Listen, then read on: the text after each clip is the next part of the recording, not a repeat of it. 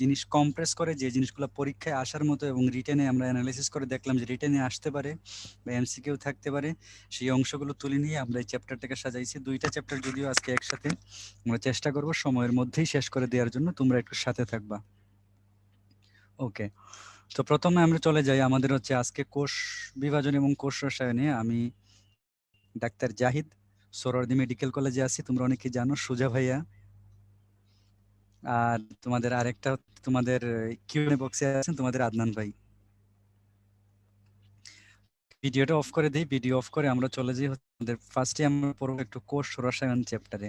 আমরা একটু তিতাটা পড়বো, তারপর কোষ বিভাজনে আমাদের বাংলা সিনেমার 2টা গল্প আছে, ববিতা এবং জসিমের একটা গল্প, আর একটা সাকিব খান এবং অপু বিশ্বাসের 2টা গল্পের মাধ্যমে আমরা কোষ বিভাজন শেষ করে দিব।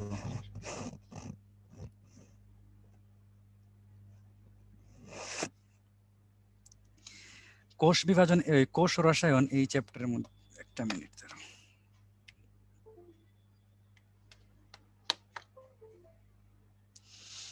কোষ রসায়ন এই চ্যাপ্টারের মধ্যে মেইনলি আলোচনা করা হয় তিনটা জিনিস নিয়ে।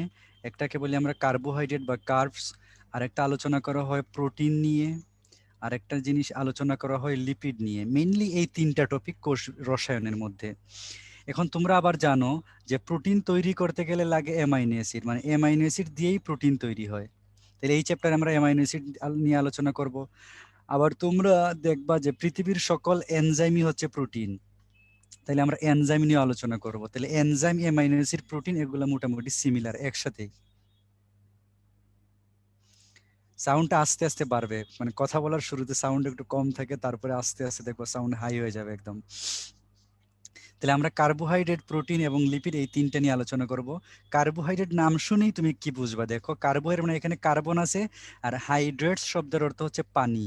তাহলে কার্বন, হাইড্রোজেন এবং অক্সিজেন এই 3টে যৌগ নিয়ে তৈরি কার্বোহাইড্রেট, যেখানে অনুপাত হচ্ছে সাধারণত 1:2:1। তাহলে কার্বন, হাইড্রোজেন এবং অক্সিজেনের অনুপাত হচ্ছে 1:1 কার্বোহাইড্রেটের মধ্যে। তবে এটা নাও খাটতে পারে এই থিওরিটা, কারণ কিছু কিছু যৌগ আছে যেমন চিনি, এই চিনির ক্ষেত্রে এটা কিন্তু 1:2:1 হয় না, কিন্তু চিনি একটা শর্করা। আবার ফরমালডিহাইড যেটা একটা শর্করা না, তার ক্ষেত্রে 1:2:1 হয়ে যায়। তাহলে 1:2:1 কে বলা হয় সাধারণ অনুপাত বলি আমরা, সব ক্ষেত্রে মিলবে তা না। মিলবে কোন জায়গায়, তুমি দেখো কার্বোহাইড্রেট হচ্ছে পলিহাইড্রক্সি অ্যালডিহাইড, অ্যালডিহাইড মূলক থাকবে, অথবা পলিহাইড্রক্সি সাথে কিটোন মূলক থাকবে। তাহলে পলিহাইড্রক্সি অ্যালডিহাইড অথবা পলিহাইড্রক্সি কিটোন, অথবা এই পলিহাইড্রক্সি অ্যালডিহাইড বা কিটোন থেকে যদি পরবর্তীতে নতুন কোনো যৌগ আমরা তৈরি করি, সেটাকে আমরা বলবো কার্বোহাইড্রেটস। তাহলে পলিহাইড্রক্সি মানে হচ্ছে একের অধিক হাইড্রক্সিল মূলক, মাথায় রাখবা। পলিহাইড্রক্সি মানে হচ্ছে একের অধিক হাইড্রক্সিল মূলক। তোমাকে যদি আমি 2টা যৌগের ক্ষেত্রে দেখাই, দেখো অ্যালডিহাইড মূলক আছে,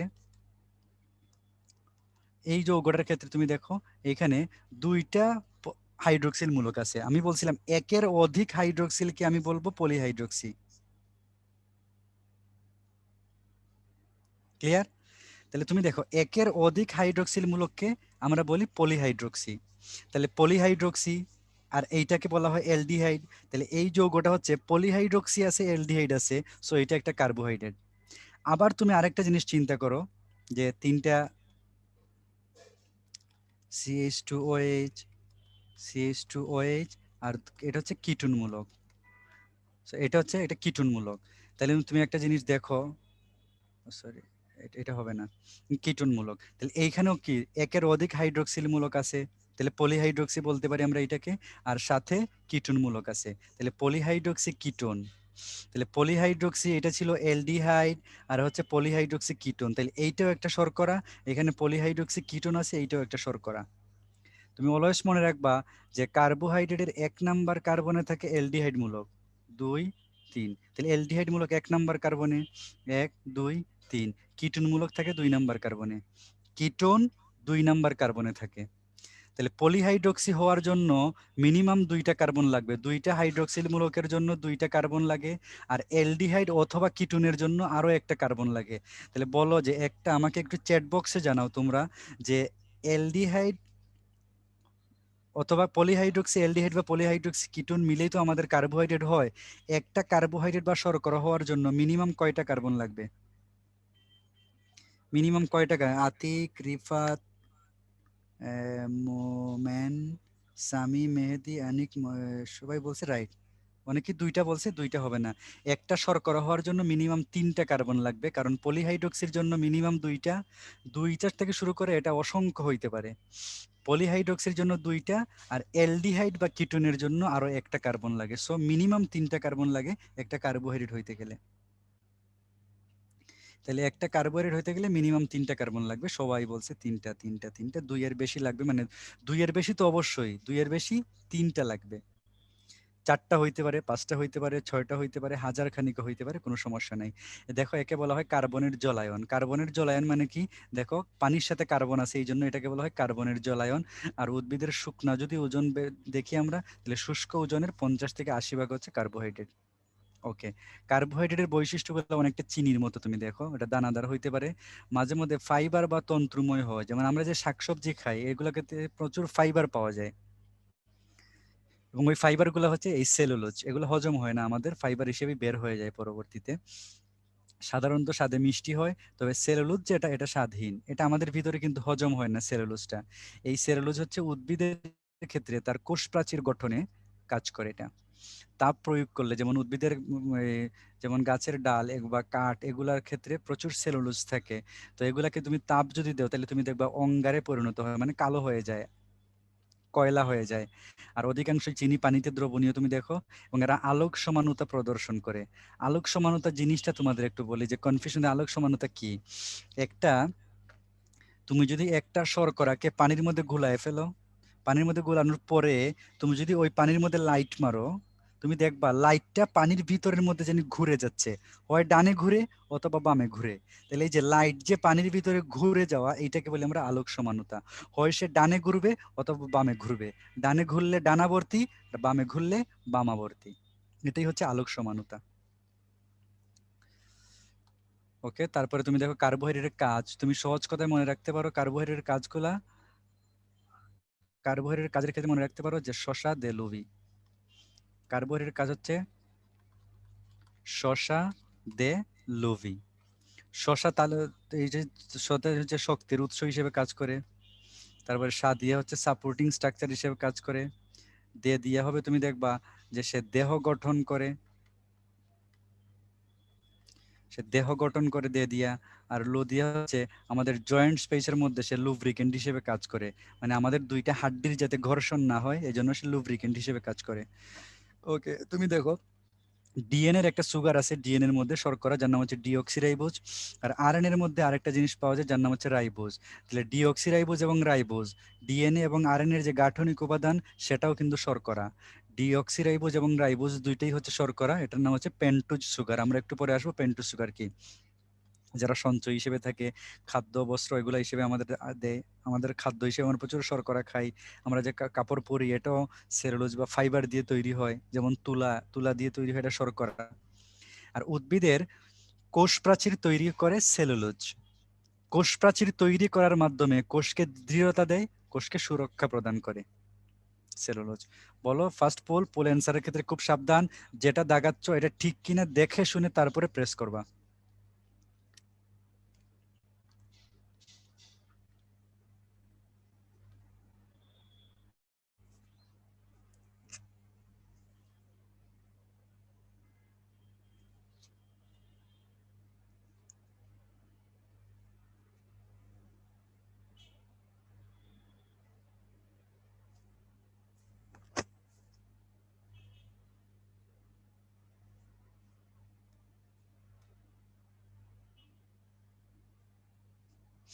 দেখে শুনে ভালো করে দাগাবা কিন্তু।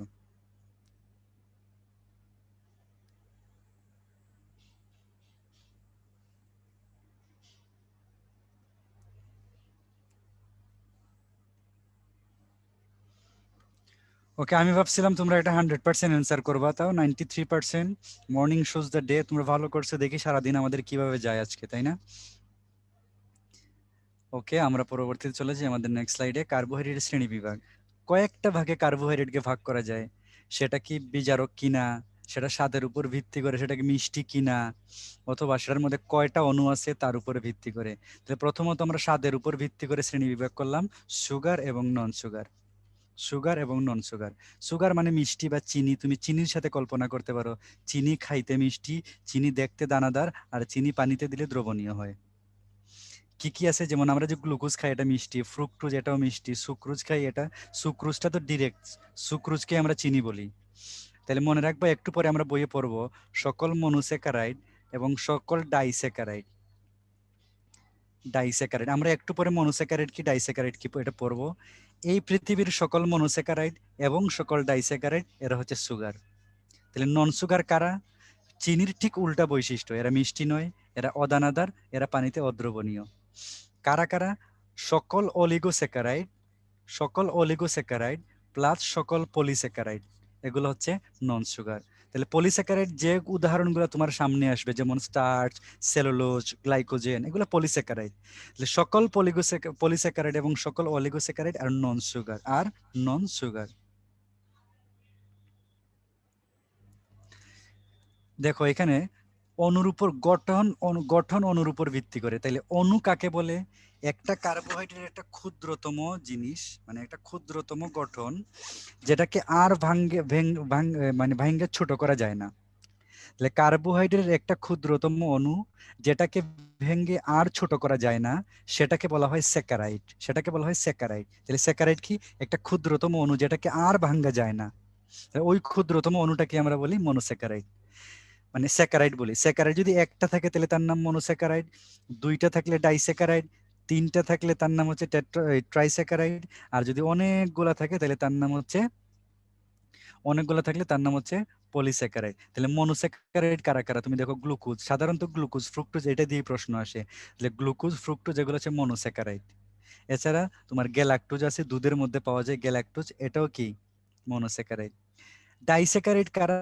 দুইটা গ্লুকোজ দিয়ে তৈরি হয়, যেমন দুইটা গ্লুকোজ দিয়ে তৈরি হয় মল্টোজ, তাহলে দুইটা গ্লুকোজ মানে দুইটা মনোস্যাকারাইড, কারণ গ্লুকোজ একটা মনোস্যাকারাইড। দুইটা মনোস্যাকারাইড দিয়ে তৈরি হয় একটা ডাইস্যাকারাইড, যেমন মল্টোজ তৈরি হয় দুইটা গ্লুকোজ দিয়ে, সুক্রোজ তৈরি হয় জিএফ দিয়ে। তাহলে সুক্রোজ মানে মিষ্টি, জিএফও কিন্তু অনেক মিষ্টি, তাই না? তাহলে জিএফ মানে হচ্ছে গ্লুকোজ এবং ফ্রুক্টোজ দিয়ে তৈরি হয় সুক্রোজ। তাহলে ফ্রুক্টোজ একটা মনোস্যাকারাইড, গ্লুকোজও একটা মনোস্যাকারাইড, এই দুইটা মনোস্যাকারাইড মিলে একটা ডাইস্যাকারাইড সুক্রোজ তৈরি হয়েছে, সেলুবায়োজ। আবার গ্লুকোজ এবং গ্লুকোজ মিলে তৈরি হয় সেলুবায়োজ। এবং ল্যাকটোজ দুধের মধ্যে পাওয়া যায়, এটা পাওয়া যায় গ্লুকোজ এবং গ্যালাক্টোজ মিলে ল্যাকটোজ পাওয়া যায়। তাহলে গ্লুকোজও একটা মনোস্যাকারাইড, গ্যালাক্টোজও একটা মনোস্যাকারাইড। তাহলে দুইটা মনোস্যাকারাইড হলে তার নাম ডাইস্যাকারাইড। তাহলে মল্টোজ, সুক্রোজ, সেলুবায়োজ, ল্যাকটোজ, এই চারটার নাম পড়বা। ওকে, এরপরে তুমি দেখো অলিগোস্যাকারাইড কি কি আছে। 3 থেকে 10টা মনোস্যাকারাইড থাকবে, তাকে তার নাম অলিগোস্যাকারাইড। তিনটা থাকলে ওই অলিগোস্যাকারাইডকে আমরা বলি ট্রাইস্যাকারাইড। 4টা মনোস্যাকারাইড থাকলে ওই অলিগোস্যাকারাইডকে আমরা বললো টেট্রা, থাকলে পেন্টাস্যাকারাইড। এইভাবে যেমন রেফিনুজ, এই রেফিনুজকে তুমি যদি ভাঙ্গো তাইলে জিএফ পাবা, মানে গ্লুকোজও পাবা প্লাস সাথে গ্যালাক্টোজ পাবা। তাহলে কি, গ্যালাক্টোজ একটা মনোস্যাকারাইড, গ্লুকোজ একটা মনোস্যাকারাইড, ফ্রুক্টোজ আর একটা মনোস্যাকারাইড। তাহলে 3টা মনোস্যাকারাইড দিয়ে তৈরি হয়েছে, এই জন্য রেফিনুজ একটা ট্রাইস্যাকারাইড। ওকে, পলিস্যাকারাইড কি কি আছে না অনেকবার পাবা, স্টার্চ, সেলুলোজ এবং গ্লাইকোজেন, এগুলো হচ্ছে পলিস্যাকারাইড। এই 3টা পলিস্যাকারাইড নামই পড়া লাগবে। বিএফ নাই। বিজারণ ক্ষমতার উপর ভিত্তি করে একটাকে বলি আমরা বিজারক, আরেকটাকে বলি আমরা অবিজারক। বিজারক কারা? এটার আরেকটা নাম আসতে পারে ইংলিশে, এটাকে আমরা বলি রিডিউসিং সুগার। কারা কারা? তাদের মধ্যে মনে রাখবো তো এলডিহাইড বা কিটুন থাকবে, এলডিহাইড বা কিটুন থাকবে, তাদেরকে আমরা বলি বিজারক। যে সকল শর্করার মধ্যে এলডিহাইড বা কিটুন মূলক আস্ত থাকবে তার নাম হচ্ছে বিজারক। আর বিক্রিয়া করতে যায় যে সকল শর্করার মধ্যে এগুলা নাই, যেগুলোর মধ্যে এগুলা নাই সেগুলাকে বলি আমরা অবিজারক শর্করা। শর্করা কিন্তু বিক্রিয়া করতে যায় তারা এলডিহাইড বা কিটোন মূলকটাকে নষ্ট করে ফেলছে, এরা হচ্ছে অবিজারক, এরা অবিজারক। তাহলে এটা মনে রাখবা, সকল মনোস্যাকারাইড প্লাস সকল ডাইস্যাকারাইড। ডাইস্যাকারাইড কিন্তু একটা ডাইস্যাকারাইড ছাড়া, সুক্রোজ ছাড়া, সুক্রোজ কিন্তু ডাইস্যাকারাইড, আমরা একটু আগে পরে আসছি, তুমি দেখো সুক্রোজ কিন্তু ডাইস্যাকারাইড। সকল ডাইস্যাকারাইডই হচ্ছে তোমার রিডিউসিং সুগার, একটা মাত্র ছাড়া, কে? সুক্রোজ হচ্ছে যদিও ডাইস্যাকারাইড কিন্তু রিডিউসিং সুগার না, কারণ সুক্রোজের মধ্যে অ্যালডিহাইড বা কিটোনমূলক আস্ত পাওয়া যায় না। আবার অবিজারক কারা কারা? তাহলে অবিজারক কে আসবে? সুক্রোজ অবিজারক প্লাস সকল অলিগোস্যাকারাইড প্লাস সকল পলিস্যাকারাইড। তাহলে সকল পলিস্যাকারাইড গুলো আগে পড়ছি আমরা নন সুগার, আর এখন পড়লাম সকল পলিস্যাকারাইড গুলো হচ্ছে অবিজারক চিনি। সকল পলিস্যাকারাইড অবিজারক চিনি। ক্লিয়ার? বুঝতে পারছো কিনা এইটুকু? তাহলে তোমার সামনে যত মনোস্যাকারাইড ডাইস্যাকারাইড আসবে সবগুলোই হচ্ছে বিজারক, অবিজারক, সুক্রোজ ছাড়া। আর তোমার সামনে যত অলিগোস্যাকারাইড আর পলিস্যাকারাইড আসবে আর প্লাস একটা সুক্রোজ, এগুলো হচ্ছে অবিজারক। এই যে তাইলে এই যে তুমি দেখো এগুলা এগুলা সব অবিজারক, এগুলা সব অবিজারক, আর এগুলো হচ্ছে সব বিজারক, উপরের সবগুলো হচ্ছে বিজারক। একটা মাত্র ছাড়া, এই যে সুক্রোজ ছাড়া, এই সুক্রোজ ছাড়া বাকি সকল ডাইস্যাকারাইড এবং সকল মনোস্যাকারাইডই হচ্ছে সুগার এবং রিডিউসিং সুগার। এটা মনোস্যাকারাইড কাকে বলে? মনোস্যাকারাইড মানে আমরা বলছি কার্বনের ওই শর্করার একটা ক্ষুদ্রতম অণু, তাই না? ক্ষুদ্রতম অণু। এখন এই অণুতে কয়টা কার্বন আছে, এই অণুতে কয়টা কার্বন আছে তার উপর নির্ভর করে শর্করাকে কয়েক ভাগে ভাগ করা যায়। এতক্ষণ পড়ছি মনোস্যাকারাইড ডাইস্যাকারাইড। মনোস্যাকারাইডের মধ্যে আবার কয়টা কার্বন আছে? তোমরা জানো একটা শর্করা হইতে গেলে কয়টা কার্বন লাগে? আগে বলছো 3টা কার্বন লাগে। যদি 3টা কার্বন থাকে ট্রাইউজ, 4টা থাকলে টেট্রোজ, 5টা থাকলে পেন্টোজ, 6টা থাকলে হেক্সোজ, কার্বন সংখ্যার উপরে ভিত্তি করে। ক্লিয়ার? মনোস্যাকারাইডের সাধারণ সংকেত হচ্ছে CN H2N ON। তুমি N এর মান বসাই দিলেই ট্রাইজের সংকেত পাওয়া যাবা, N এর মান বসাই দিলেই টেট্টোজের সংকেত পাওয়া যাবা, N এর মান বসাইলে পেন্টোজের সংকেত পাবা। তাহলে সংকেত নিয়ে কোনো ঝামেলার দরকার নাই আর, ঠিক আছে? এখন তুমি দেখো শর্করার মধ্যে তোমরা জানো অ্যালডিহাইড মূলক থাকতে পারে, কিটোন মূলক থাকতে পারে। যদি অ্যালডিহাইড মূলক থাকে তখন সেই শর্করাকে বলি আমরা অ্যালডোজ শর্করা, অ্যালডিহাইড থাকলে অ্যালডোজ।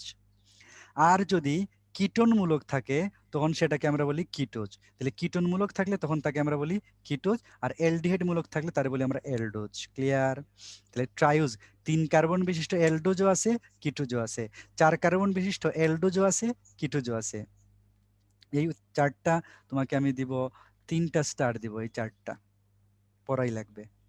ওকে, 5 কার্বনের মধ্যে এটা খুব ইম্পর্টেন্ট, রাইবোজ এবং ডিঅক্সিরাইবোজ। তোমরা জানো রাইবোজ থাকে কার মধ্যে? আরএনএ এর মধ্যে, আর ডিঅক্সিরাইবোজ পাওয়া যায় ডিএনএ এর মধ্যে। এগুলো হচ্ছে পেন্টোজ সুগার, মানে 5 কার্বন। রাইবোজের সংকেত সাধারণত হচ্ছে এই যে এইটাই রাইবোজের সংকেত। ডিঅক্সিরাইবোজের সংকেত আবার এইটা না, কারণ রাইবোজ থেকে একটা অক্সিজেনকে যদি কিক মেরে ডিলিট করে দাও তাইলে তার নাম হয়ে যায় ডিঅক্সিরাইবোজ। তাইলে রাইবোজের সংকেত যদি এইটা হয় তাহলে ডিঅক্সিরাইবোজের সংকেত কি হবে? ডিঅক্সিরাইবোজের সংকেত হবে C5H10O4। এটা হচ্ছে ডিঅক্সিরাইবোজের সংকেত। তাহলে রাইবোজ এবং ডিঅক্সিরাইবোজের পার্থক্যটা বুঝতে পারছো কিনা? দুইটাই পেন্টোজ, দুইটাই এলডোজ। পার্থক্যটা বেসিক্যালি কোন জায়গায়? ডিঅক্সিরাইবোজে একটা অক্সিজেন ডিলিট থাকে, কম থাকে, এইটাই। এরপরে গ্লুকোজ এবং গ্যালাক্টোজ এই দুইটার মধ্যে কি আছে? অ্যালডিহাইড মূলক, আর ফ্রুক্টোজের মধ্যে কিটোন মূলক। কিন্তু গ্লুকোজ ফ্রুক্টোজ গ্যালাক্টোজ তিনটারই সংকেত আবার একই, এজন্য এরা পরস্পর সমাণু হয়। গ্লুকোজ গ্যালাক্টোজ ফ্রুক্টোজ এরা পরস্পর কি বলো? একই আণবিক সংকেত কিন্তু গাঠনিক সংকেত ভিন্ন। আণবিক সংকেত তিনটারই এক কিন্তু গাঠনিক সংকেত ভিন্ন, তাদেরকে আমরা কি বলি?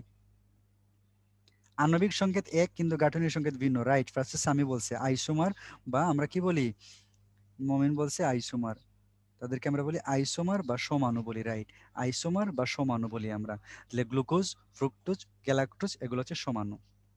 আমরা গ্লুকোজ ক্ষেত্রে পড়ি। তুমি দেখো এই যে গ্লুকোজ, এটা হচ্ছে তোমরা জানো একটু আগে পড়ছি আমরা, এই যে গ্লুকোজ হচ্ছে একটা হেক্সোজ, তাই না? এই যে গ্লুকোজ একটা হেক্সোজ, গ্লুকোজ একটা হেক্সোজ এবং একটা মনোস্যাকারাইড, এখন তুমি দেখো এই গ্লুকোজকে আমরা বাজারে, তুমি যদি গ্লুকোজ কিনতে যাও বাজারে গ্লুকোজগুলো ডেক্সট্রোজ হিসেবে পাওয়া যায়, দেখবা ডেক্সট্রোজ নামে পাওয়া যায়। এছাড়া তুমি দেখো এটাকে আঙ্গুরের মধ্যে পাওয়া যাবে, গ্রেপ সুগার বলি। গতে গ্লুকোজ, গতে গ্রেপ সুগার, গতে গ্লুকোজ, গতে গ্রেপ সুগার। আঙ্গুরের শর্করা বা কর্ন বলি আমরা। পাকা আঙ্গুরে পাওয়া যায় 12 থেকে 30%, এই জন্য বলি। আর শ্বসনের প্রাথমিক পদার্থ, তোমরা শ্বসন বিক্রিয়াটা নিশ্চয়ই সবার মনে আছে। C6H12O6, যেটা হচ্ছে গ্লুকোজ প্লাস অক্সিজেন, এটা মিলে তৈরি হয় 38 ATP প্লাস কার্বন ডাইঅক্সাইড। তাহলে এটিপি তৈরির জন্য শ্বসনের বস্তুর নাম কি? গ্লুকোজ। তাহলে শ্বসনের প্রাথমিক বস্তুর নাম হচ্ছে সেই গ্লুকোজ। এছাড়া রোগীকে পথ্য বা মেডিসিন হিসেবে খাওয়ানো হয়। পথ্য মানে ঔষধ, রোগীকে দ্রুত শক্তি যোগায়। আমাদের ব্রেন একটা মাত্র খাবার খায়, সেটার নাম হচ্ছে গ্লুকোজ। একটা মাত্র খাবার খায় আমাদের ব্রেইন, তার নামই হচ্ছে গ্লুকোজ, মনে রাখবা। গ্লুকোজ যেহেতু আঙ্গুরের মধ্যে পাওয়া যায়, মনে রাখবা আঙ্গুর একটু টক হয়, মনে রাখার জন্য আঙ্গুর একটু টক হয়, এজন্য ভিটামিন সি, টকে ভিটামিন সি থাকে, তাহলে গ্লুকোজ ভিটামিন সি তৈরিতে সহায়তা করে, গ্লুকোজ ভিটামিন সি তৈরিতে সহায়তা করে। ক্লিয়ার? এছাড়া ফল সংরক্ষণে আমরা ইউজ করতে পারি এটা। এখন দেখো আমরা দুইটা জিনিস পড়বো, ডি এবং এল কাকে বলে, ডি এবং এল কাকে বলে। তুমি দেখো যে গ্লুকোজের 5 নাম্বার কার্বন যেটা, গ্লুকোজের 5 নাম্বার কার্বনের ক্ষেত্রে যদি ডান দিকে OH মূলক থাকে, ডানে OH, তাহলে ডানে, এটা মনে রাখতে পারো, ডানে থাকলে ডি বা ডেক্সট্রো রোটেটরি বলি আমরা, বা ডানাবর্তী যৌগ, এটা ডি গ্লুকোজ। যদি 5 নাম্বার কার্বনের বাম দিকে থাকে OH, তাইলে সেটাকে বলি লেফট বা লেভোরোটেটরি অথবা বামাবর্তী, মানে লাইটটা এইদিকে বাম দিকে ঘুরবে, আর লাইটটা ডানে OH থাকলে লাইটটা ডান দিকে ঘুরবে, মানে এটা ঘুরবে লাইটটা এইদিকে, আর এই লাইটটা ঘুরবে ধরো উল্টা দিকে, ঘড়ির কাঁটার বিপরীত দিকে। আমরা বুঝতে পারছি? তাইলে গ্লুকোজের সরল, এটা হচ্ছে সরল স্ট্রাকচার বা সরল গঠন। তাহলে গ্লুকোজের সরল গঠনের 5 নাম্বার কার্বন, ডানে ওয়াইজ থাকলে ডি আর বামে ওয়াইজ থাকলে এল। আর এটা হচ্ছে চাক্রিক গঠন, এটা হচ্ছে চাক্রিক স্ট্রাকচার, চক্রের মতো। দেখো চাক্রিক স্ট্রাকচারের 1 নাম্বার কার্বনে তুমি দেখো, এই যে 1 নাম্বার কার্বনে যদি কোনো গ্লুকোজের চাক্রিক স্ট্রাকচারের 1 নাম্বার কার্বনে নিচে OH থাকে, নিচে OH থাকে, তাহলে সেটাকে আমরা বলি আলফা, নিচে থাকলে আলফা। তাহলে চাক্রিকে নিচে থাকলে OH নিচে থাকলে কি আলফা, আর যদি উপরে থাকে, উপরে থাকলে তার নাম বিটা। তুমি দেখো OH উপরে আছে, এই জন্য তার নাম হচ্ছে বিটা গ্লুকোজ, আর OH নিচে আছে, তার নাম হচ্ছে আলফা। তোমরা এবার মনে করো না যে উপরে থাকলে আলফা নিচে থাকলে বিটা, এটা পেস্টটা লাগে, কিন্তু এটা কিন্তু একটু উল্টা। তুমি দেখো আলফা এবং বিটা না, নিচে থাকলে হচ্ছে আলফা আর উপরে থাকলে হচ্ছে বিটা, OH উপরে থাকলে বিটা আর নিচে থাকলে হচ্ছে আলফা, একটু ক্রস। ক্লিয়ার জিনিসটা? গ্লুকোজ যখন পানিতে দ্রবীভূত হয় তখন এই যেমন চাক্রিক গঠন হিসেবে থাকে ভাইয়া। ওকে, এখন তুমি দেখো দুইটা গ্লুকোজ যখন পরস্পরের সন্নিকটে আসে, তখন গ্লুকোজের 1 এবং 4 নাম্বার কার্বন পরস্পরের কাছাকাছি আসে। গ্লুকোজের 1 এবং 4 নাম্বার কার্বন পরস্পরের সন্নিকটে আসছে, তখন গ্লুকোজের 1 নাম্বার কার্বন এবং আরেকটা গ্লুকোজের 4 নাম্বার কার্বন বিক্রিয়া যখন করতে যায়, তখন তাদের তুমি দেখো 1-এর মধ্যে হাইড্রোক্সিল মূলক আছে, 4-এর মধ্যে হাইড্রোক্সিল মূলক আছে, এই দুইটা হাইড্রোক্সিল মিলে এক অণু পানি বের হয়ে যায়। এক অণু পানি যদি বের হয়ে যায়, দেখো আমি রিটেনের জন্য মোস্ট ইম্পর্টেন্ট একটা কোশ্চেন পড়াচ্ছি এখন, যে যদি দুইটা গ্লুকোজ পরস্পরের কাছাকাছি আসে, তখন গ্লুকোজের 1 এবং 4 নাম্বার কার্বন পরস্পর বিক্রিয়া করে, 1 এবং 4 বিক্রিয়া করলে তাদের হাইড্রোক্সিল মূলক থেকে এখনো পানি বের হয়ে যায়। এখনো পানি অপসারণ হইলে বাকি থাকে একটা অক্সিজেন, এই অক্সিজেনটা দুইটা গ্লুকোজের মাঝখানে এইভাবে বন্ধন তৈরি করে। এই যে একটা অক্সিজেন বন্ধনী তৈরি হইলো দুইটা গ্লুকোজের মাঝখানে বা দুইটা শর্করার মাঝখানে, এটাকে আমরা বলি গ্লাইকোসাইডিক বন্ধন। তার নাম কি? গ্লাইকোসাইডিক বন্ধন। তাহলে এই গ্লাইকোসাইডিক বন্ধনটা কত কত কার্বনের মধ্যে হয়েছে? 1 নাম্বার এবং 4 নাম্বার কার্বনের মধ্যে হয়েছে। আর দুইটা আলফা ডি গ্লুকোজের মধ্যে আমরা লিখলাম, দুইটা আলফা ডি গ্লুকোজের মধ্যে বিক্রিয়া ঘটছে। তুমি দেখো এইটাও আলফা নিচে OH, এইটাও আলফা নিচে OH, আলফার মধ্যে যেহেতু ঘটছে সেজন্য সেটাকে বললাম আলফা 1,4 গ্লাইকোসাইডিক বন্ধন। তাহলে তুমি বুঝতে পারছো যে গ্লাইকোসাইডিক বন্ধন কিভাবে তৈরি হয় গ্লুকোজে। তাহলে দুইটা গ্লুকোজ যখন পরস্পরের কাছাকাছি আসে, তাদের 1 এবং 4 নাম্বার কার্বন থেকে এক অণু পানি অপসারণের মাধ্যমে যে অক্সিজেন বন্ধনী তৈরি হয়, সেটাকে আমি আলফা 1,4 গ্লাইকোসিডিক বন্ধন বলি। ফ্রুকটোজের মধ্যে আসি। ফ্রুকটোজ পাওয়া যায় ফলের মধ্যে, পাকা ফলে। তাহলে পাকা ফলে পাওয়া যায় ফ্রুকটোজ, এজন্য ফ্রুকটোজের আরেক নাম হচ্ছে ফ্রুট সুগার। ফ্রুকটোজের আরেক নাম কি? আমরা বলি ফ্রুট সুগার বলি এটাকে। গ্লুকোজ এবং ফ্রুকটোজের সংকেত একই, তোমরা জানো। এবং গ্লুকোজ এবং ফ্রুকটোজ পরস্পর আইসোমার। পাকা ফলে এবং মিষ্টি ফলে বেশি পাওয়া যায় এটা, এবং মিষ্টি জাতীয় খাদ্য তৈরি করতে এটা বেশি ব্যবহৃত হয়। ওকে, লাল কালার একটু চোখে কিছু করার নাই, মাঝে মধ্যে হলুদ কালার, যেমন এখানে হলুদ দিলে তোমরা দেখবা না, যে এখানে হলুদ দিলে আবার দেখবা না। ওকে, ডাইস্যাকারাইডস গুলা কি কি আছে? ডাইস্যাকারাইডস মানে তোমরা পরে আসছো যে দুইটা গ্লুকোজ মিলে একটা কি তৈরি হয়, মল্টোজ তৈরি হয়। দুইটা গ্লুকোজ মিলে একটা সেলোবাইজ তৈরি হয়। আবার জিএফ মিলে, জিএফ মানে কি? জিএফ মিষ্টি হয়, সুগার চিনি মিষ্টি। তাহলে জিএফ দিয়ে কি তৈরি হয়? সুক্রোজ তৈরি হয় গ্লুকোজ এবং ফ্রুক্টোজ দিয়ে, তাই না? এরপরে ল্যাকটোজ, দুধের মধ্যে পাওয়া যায়, গ্লুকোজ প্লাস গ্যালাক্টোজ দিয়ে ল্যাকটোজ তৈরি হয়। এখন দেখো সুক্রোজ বা চিনি, সুক্রোজ বা চিনি, এটার মোস্ট ইম্পর্টেন্ট যে পয়েন্ট আগে তোমাদের বলে আসছি, একমাত্র ডাইস্যাকারাইড যে বিজারক নয়, যে রিডিউসিং সুগার নয়, তাহলে এটাকে কি বলি আমরা? নন রিডিউসিং সুগার। সুক্রোজটা হচ্ছে নন রিডিউসিং সুগার। ক্লিয়ার? এছাড়া সুক্রোজ যেহেতু চিনি পানিতে দ্রবণীয় হয়, এটা দানাদার, এটার গলনাঙ্ক একটু বেশি 188°। সুক্রোজ দেখবা, সুক্রোজ গ্লুকোজ থেকে বেশি মিষ্টি, কারণ গ্লুকোজ প্লাস ফ্রুক্টোজ থাকে, দুইটাই থাকে সুক্রোজে। সুক্রোজের মধ্যে গ্লুকোজও থাকে ফ্রুক্টোজও থাকে, এই জন্য গ্লুকোজ থেকে সুক্রোজ বেশি মিষ্টি হয়। জিএফ মিষ্টি মানে হচ্ছে মানে সুক্রোজটা স্বাদে মিষ্টি আর কি, বেশি দ্বিগুণ মিষ্টি গ্লুকোজ থেকে। আখের রসে বেশি সুক্রোজ পাওয়া যায় 15%, এই জন্য সুক্রোজের আরেকটা নাম হচ্ছে সুগার কেন বলি আমরা। সুগার কেন বা ইক্ষুতে বেশি পাওয়া যায়, এই জন্য তার নাম সুগার কেন। সেলোভাইজটা আমরা দেখবো গ্লুকোজ মিলে তৈরি হয়, তোমাদের এর পার্থক্যটা দেখাচ্ছি। উদ্ভিদের প্রধান ডাইস্যাকারাইডের নাম হচ্ছে সুক্রোজ। এছাড়া মধু বা মিষ্টি জাতীয় খাবার তৈরিতে এই কি সুক্রোজটা তৈরি করা হয়, চিনিটা ইউজ করা হয়। বিএফ এর ঘটনা জসিমের সাথে আছে। তোমাদের এখন একটা জিনিস বলি যেটা নিয়ে তোমাদের মনে পেচ লাগে সব সময়। তাহলে তুমি দেখবা যে একটা গ্লুকোজ প্লাস একটা গ্লুকোজ এটা মিলে তৈরি হয় একটা মল্টোজ তৈরি হয়, একটা মল্টোজ। আবার তুমি দেখবা সেম জিনিস গ্লুকোজ প্লাস গ্লুকোজ এটা মিলে তৈরি হয়, তুমি দেখো সেলোবায়োজ। এই জায়গাটা আমাদের বুঝতে অনেক সময় সমস্যা হয়। আবার তোমরা জানো জিএফ গ্লুকোজ প্লাস ফ্রুক্টোজ, এফআরইউ মানে হচ্ছে ফ্রুক্টোজ, এটা মিলে তৈরি হয়, এটা নিয়ে তৈরি হয় তোমরা জানো যে সুক্রোজ বা চিনি। তাহলে সুক্রোজ মানে কি আমরা বলছিলাম নাকি, সুক্রোজ মানে জিএফ মানে গ্লুকোজ এবং ফ্রুক্টোজ। এখন তুমি দেখো তাইলে বলবা যে ভাইয়া মল্টোজ এবং সেলুলোজ দুইটাই তো গ্লুকোজ দিয়ে তৈরি হয়, তাহলে মল্টোজ সেলুলোজের পার্থক্যটা কি? একটা জিনিস মনে রাখবা, মল্টোজ তৈরি হয় আলফা ডি গ্লুকোজ দিয়ে। আলফা ডির ঘটনা মনে আছে কিনা? 1 নাম্বার কার্বনে ওএইচ নিচে থাকলে আলফা। আর তুমি দেখো এটা তৈরি হয় কি দিয়ে? এটা তৈরি, সরি, এটা দুইটা আলফা ডি, দুইটা আলফা ডি গ্লুকোজ মিলে তৈরি হয় একটা মল্টোজ। তাহলে তুমি দেখো আমরা আলফা ডি গ্লুকোজ দিলাম, এটা আলফা ডি গ্লুকোজ মিলে তৈরি হলো মল্টোজ। আর দুইটা বিটা ডি গ্লুকোজ মিলে তৈরি হয় সেলোবায়োজ। তাহলে মল্টোজকে ভাঙলে পাবা আলফা ডি গ্লুকোজ, আর সেলোবায়োজকে ভাঙলে পাবা তুমি বিটা ডি গ্লুকোজ। তাহলে তুমি বুঝতে পারছো সেলোবায়োজ মল্টোজের পার্থক্যটা কি।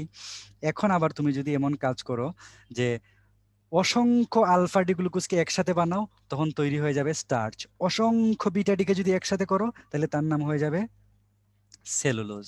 তাহলে তুমি দেখো স্টার্চ এবং সেলুলোজের মেইন গাঠনিক উপাদানের পার্থক্যটা কি? স্টার্চকে ভাঙলে অসংখ্য আলফা ডি গ্লুকোজ পাবা, আর সেলুলোজকে ভাঙলে অসংখ্য বিটা ডি গ্লুকোজ পাবা। তার মানে কি সেলোবায়োজ, সেলুলোজ এবং বিটা ডি এগুলো একই লাইনের মানুষ, তাই না? বিটা ডি দুইটা মিলে তৈরি হয় সেলোবায়োজ, বিটা ডি গ্লুকোজ অসংখ্য মিলে তৈরি করে সেলুলোজ। আলফা ডি দুইটা মিলে তৈরি করে মল্টোজ, আর অসংখ্য আলফা ডি মিলে তৈরি করে স্টার্চ। পার্থক্যটা এখানে ক্লিয়ার করে নিতে হবে যে কোন গ্লুকোজ মিলে কি তৈরি করতেছে, কার মধ্যে বেসিক পার্থক্যটা কি। ওকে। এছাড়া তুমি দেখো এখানে সেলোবায়োজের ক্ষেত্রে তৈরি হয় দুইটা বিটা ডি গ্লুকোজ দিয়ে, মাল্টোজ তৈরি হয় আলফা ডি গ্লুকোজ দিয়ে, আর ল্যাকটোজ দুধের ক্ষেত্রে যেটা পাওয়া যায় সেটাকে ভাঙলে পাওয়া যায় গ্লুকোজ। ল্যাকটোজকে প্লাস গ্লুকোজ প্লাস গ্যালাক্টোজ পাওয়া যায়। আর সুক্রোজ তো তোমরা জানো জিএফ। একটা জিনিস মনে রাখবা, সুক্রোজ মানে জিএফ। ওকে, সকলেই মারিফত। মারিফত আমি বুঝি না রে ভাই। অলিগোস্যাকারাইড কাকে বলে তুমি দেখো,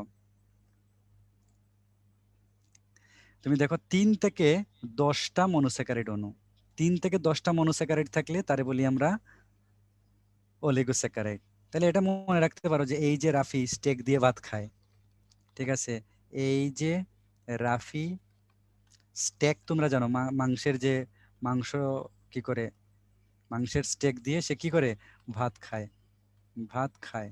তাহলে তুমি দেখো এই যে মানে হচ্ছে, এই যে মানে অলিগোস্যাকারাইড, আর রাফি দিয়ে হচ্ছে রেফিনুজ, আর স্টেক দিয়ে হচ্ছে স্টেকিউজ, আর ভাত দিয়ে হচ্ছে ভার্বাকোজ। ভাত দিয়ে হচ্ছে ভার্বাকোজ। স্টেক মানে হচ্ছে তোমরা দেখবো যে মাংসটাকে কি করে আগুনের মধ্যে বারবিকিউর মতো করে, খাসি কিংবা গরুর মাংসকে এটা বিফ স্টেক বা তোমার কি বানায় তোমার বিভিন্ন ধরনের চিকেন স্টেকও আছে, স্টেক বানায়, ঠিক আছে, এটা একটা খাবারের নাম আর কি। তাহলে যে এই যে রাফি স্টেক দিয়ে ভাত খায়, তাই না, স্টেক দিয়ে ভাত খায়।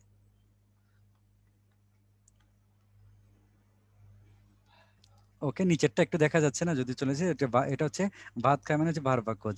রেফিনুজ হচ্ছে একটা ট্রাইস্যাকারাইড, স্টেকিউজ হচ্ছে টেট্রাস্যাকারাইড, আর ভার্বাকোজ হচ্ছে পেন্টাস্যাকারাইড।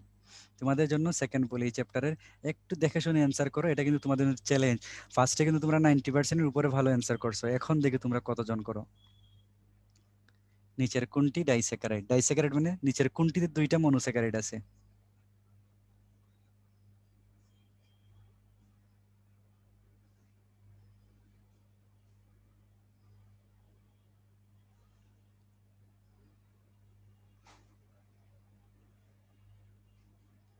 মিলি গরুর মাংস দিয়ে ভাত খাচ্ছে আর ক্লাস করতেছে। খায়া খায়া ক্লাস করলে হবে না ভাইয়া, সবাইকে রাইখে একা একা খাওয়া হবে না। ওকে, তুমি দেখো তোমাদের এই অধপতন আমি কি তোমাদেরকে দেখাবো। মর্নিং শোজ দ্য ডে, আসলে কি বাক্যটা সঠিক কিনা। তুমি দেখো মাত্র 58% অ্যান্সার করছো। তোমাদের বলছি গ্লুকোজ এটা একটা মনোস্যাকারাইড, ফ্রুকটোজ এটা একটা মনোস্যাকারাইড, মল্টোজ এটা একটা ডাইস্যাকারাইড, রেফিনুজ একটা অলিগোস্যাকারাইড বা ট্রাইস্যাকারাইড আমরা বলছিলাম, তাই না? মল্টোজ তৈরি হয় গ্লুকোজ প্লাস গ্লুকোজ, দুইটা গ্লুকোজ দিয়ে। তাহলে দুইটা গ্লুকোজ মানে কি? দুইটা মনোস্যাকারাইড, দুইটা মনোস্যাকারাইড মানে কি? ডাইস্যাকারাইড। তাহলে এটার রেজাল্টটা হচ্ছে মল্টোজ। পলিস্যাকারাইড দেখো, পলিস্যাকারাইড দুই রকম আছে, গাঠনিক এবং সঞ্চয়ী। টোটাল পলিস্যাকারাইড তোমাদের বইয়ে তিনটা সম্পর্কে পড়লেই হয়, সেলুলোজ, স্টার্চ এবং গ্লাইকোজেন, এই তিনটা সম্পর্কে পড়লেই হয়। এখন তুমি দেখো উদ্ভিদের কোষ প্রাচীরের মধ্যে তোমরা জানো সেলুলোজ থাকে, তাই না? তাহলে উদ্ভিদের কোষ প্রাচীর গঠন করে কে? সেলুলোজ, এই জন্য সেলুলোজ একটা গাঠনিক। ছত্রাকের কোষ প্রাচীরের মধ্যে কি পাওয়া যায়? কাইটিন পাওয়া যায়। তাহলে ছত্রাকের যে কাইটিন, এটাও ছত্রাকের কি একটা গাঠনিক উপাদান, তাই না? তাহলে সেলুলোজ এবং কাইটিন এগুলো হচ্ছে গাঠনিক পলিস্যাকারাইড। স্টার্চটা তুমি দেখো, স্টার্চ হচ্ছে শৈবালের দেহের সঞ্চিত খাদ্যের নাম স্টার্চ। আর গ্লাইকোজেন হচ্ছে আমাদের যকৃতে, যকৃৎ এবং আমাদের পেশির মধ্যে গ্লাইকোজেন সঞ্চয় থাকে, যেটা ভেঙে আমাদের গ্লুকোজ দেয়। ক্লিয়ার? মানে হচ্ছে এই যে গ্লাইকোজেনটা, এই গ্লাইকোজেন সঞ্চয় থাকে, পরে ভেঙে সেটা আমাদের গ্লুকোজ দেয়, এবং এই প্রক্রিয়ার নাম কি? গ্লাইকোজেনোলাইসিস। তাহলে গ্লাইকোজেন ভাঙে কোন প্রক্রিয়ায়? গ্লাইকোজেনোলাইসিস প্রক্রিয়ায়। তাহলে গ্লাইকোজেন সঞ্চয় হয় আমাদের যকৃতে পেশিতে, আর স্টার্চ শৈবালের দেহে সঞ্চিত হয়। তাহলে স্টার্চ এবং গ্লাইকোজেনকে আমরা বলতে পারি সঞ্চিত পলিস্যাকারাইড। দেখো স্টার্চের ক্ষেত্রে যদি আমরা আসি, স্টার্চের মধ্যে দুই রকম কি থাকে? চেইন থাকে। মানে দুইটা চেইন একসাথে মিলিত হয়ে স্টার্চ তৈরি করে। স্টার্চকে ভাঙলে তুমি অ্যামাইলোজ পাবা, এবং স্টার্চকে ভাঙলে তুমি অ্যামাইলোপেকটিন পাবা। অ্যামাইলোপেকটিন নামটা বড় লম্বা, এজন্য সবকিছু তার মধ্যে তুমি দেখো বেশি বেশি, 78 ভাগ ওজন, 22 ভাগ ওজন থাকে মাত্র। এবং যেহেতু ছোট, তার কোনো শাখা থাকে না, শৃঙ্খল নাই, এটা দেখো শাখান্বিত আছে। আর অ্যামাইলোজ লোজ ক্যারেক্টার না তার মধ্যে? তাহলে লোজ ক্যারেক্টার মানুষের চরিত্রের কালো অধ্যায় আছে, তাই না? যাদের লোজ ক্যারেক্টার তাদের চরিত্র কালো, ঠিক আছে না? তার মানে কি অ্যামাইলোজ হচ্ছে কালো বর্ণ ধারণ করে আয়োডিনের সাথে। তাহলে অ্যামাইলোজের মধ্যে আয়োডিন দিলে সেটা কালো নীল হয়ে যাবে। আর অ্যামাইলোপেকটিনে আছে, তাই না? তাহলে দিয়ে হচ্ছে পার্পল কালার হয়, তাই না? তাহলে পেকটিনে পার্পল হয়। ক্লিয়ার? পেকটিনে পার্পল, আর তোমার অ্যামাইলোজ লুজ ক্যারেক্টার সেটা কালো হয়ে যাবে। ওকে, পলিস্যাকারাইডের মধ্যে আমরা সেলুলোজের মধ্যে আসি। সেলুলোজ কি তাইলে তুমি দেখো। তাহলে সেলুলোজের মধ্যে, সেলুলোজ যেহেতু একটা পলিস্যাকারাইড, আমরা বলছি সকল পলিস্যাকারাইড হচ্ছে নন সুগার প্লাস অবিজারক।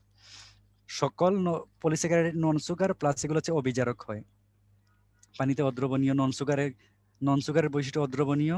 নন সুগার মানে মিষ্টি নয়। উদ্ভিদের প্রধান গাঠনিক উপাদানের নাম সেলুলোজ। আর এই দুইটা পয়েন্ট তুমি দেখবা, সেলুলোজ মানে হচ্ছে সুতা বা ফাইবার বলি আমরা এটাকে, তন্তু বা সুতা বা ফাইবার, এগুলো হচ্ছে সেলুলোজ। তুলার মধ্যে সবচেয়ে বেশি সেলুলোজ বা ফাইবার পাওয়া যায়, তুলার মধ্যে।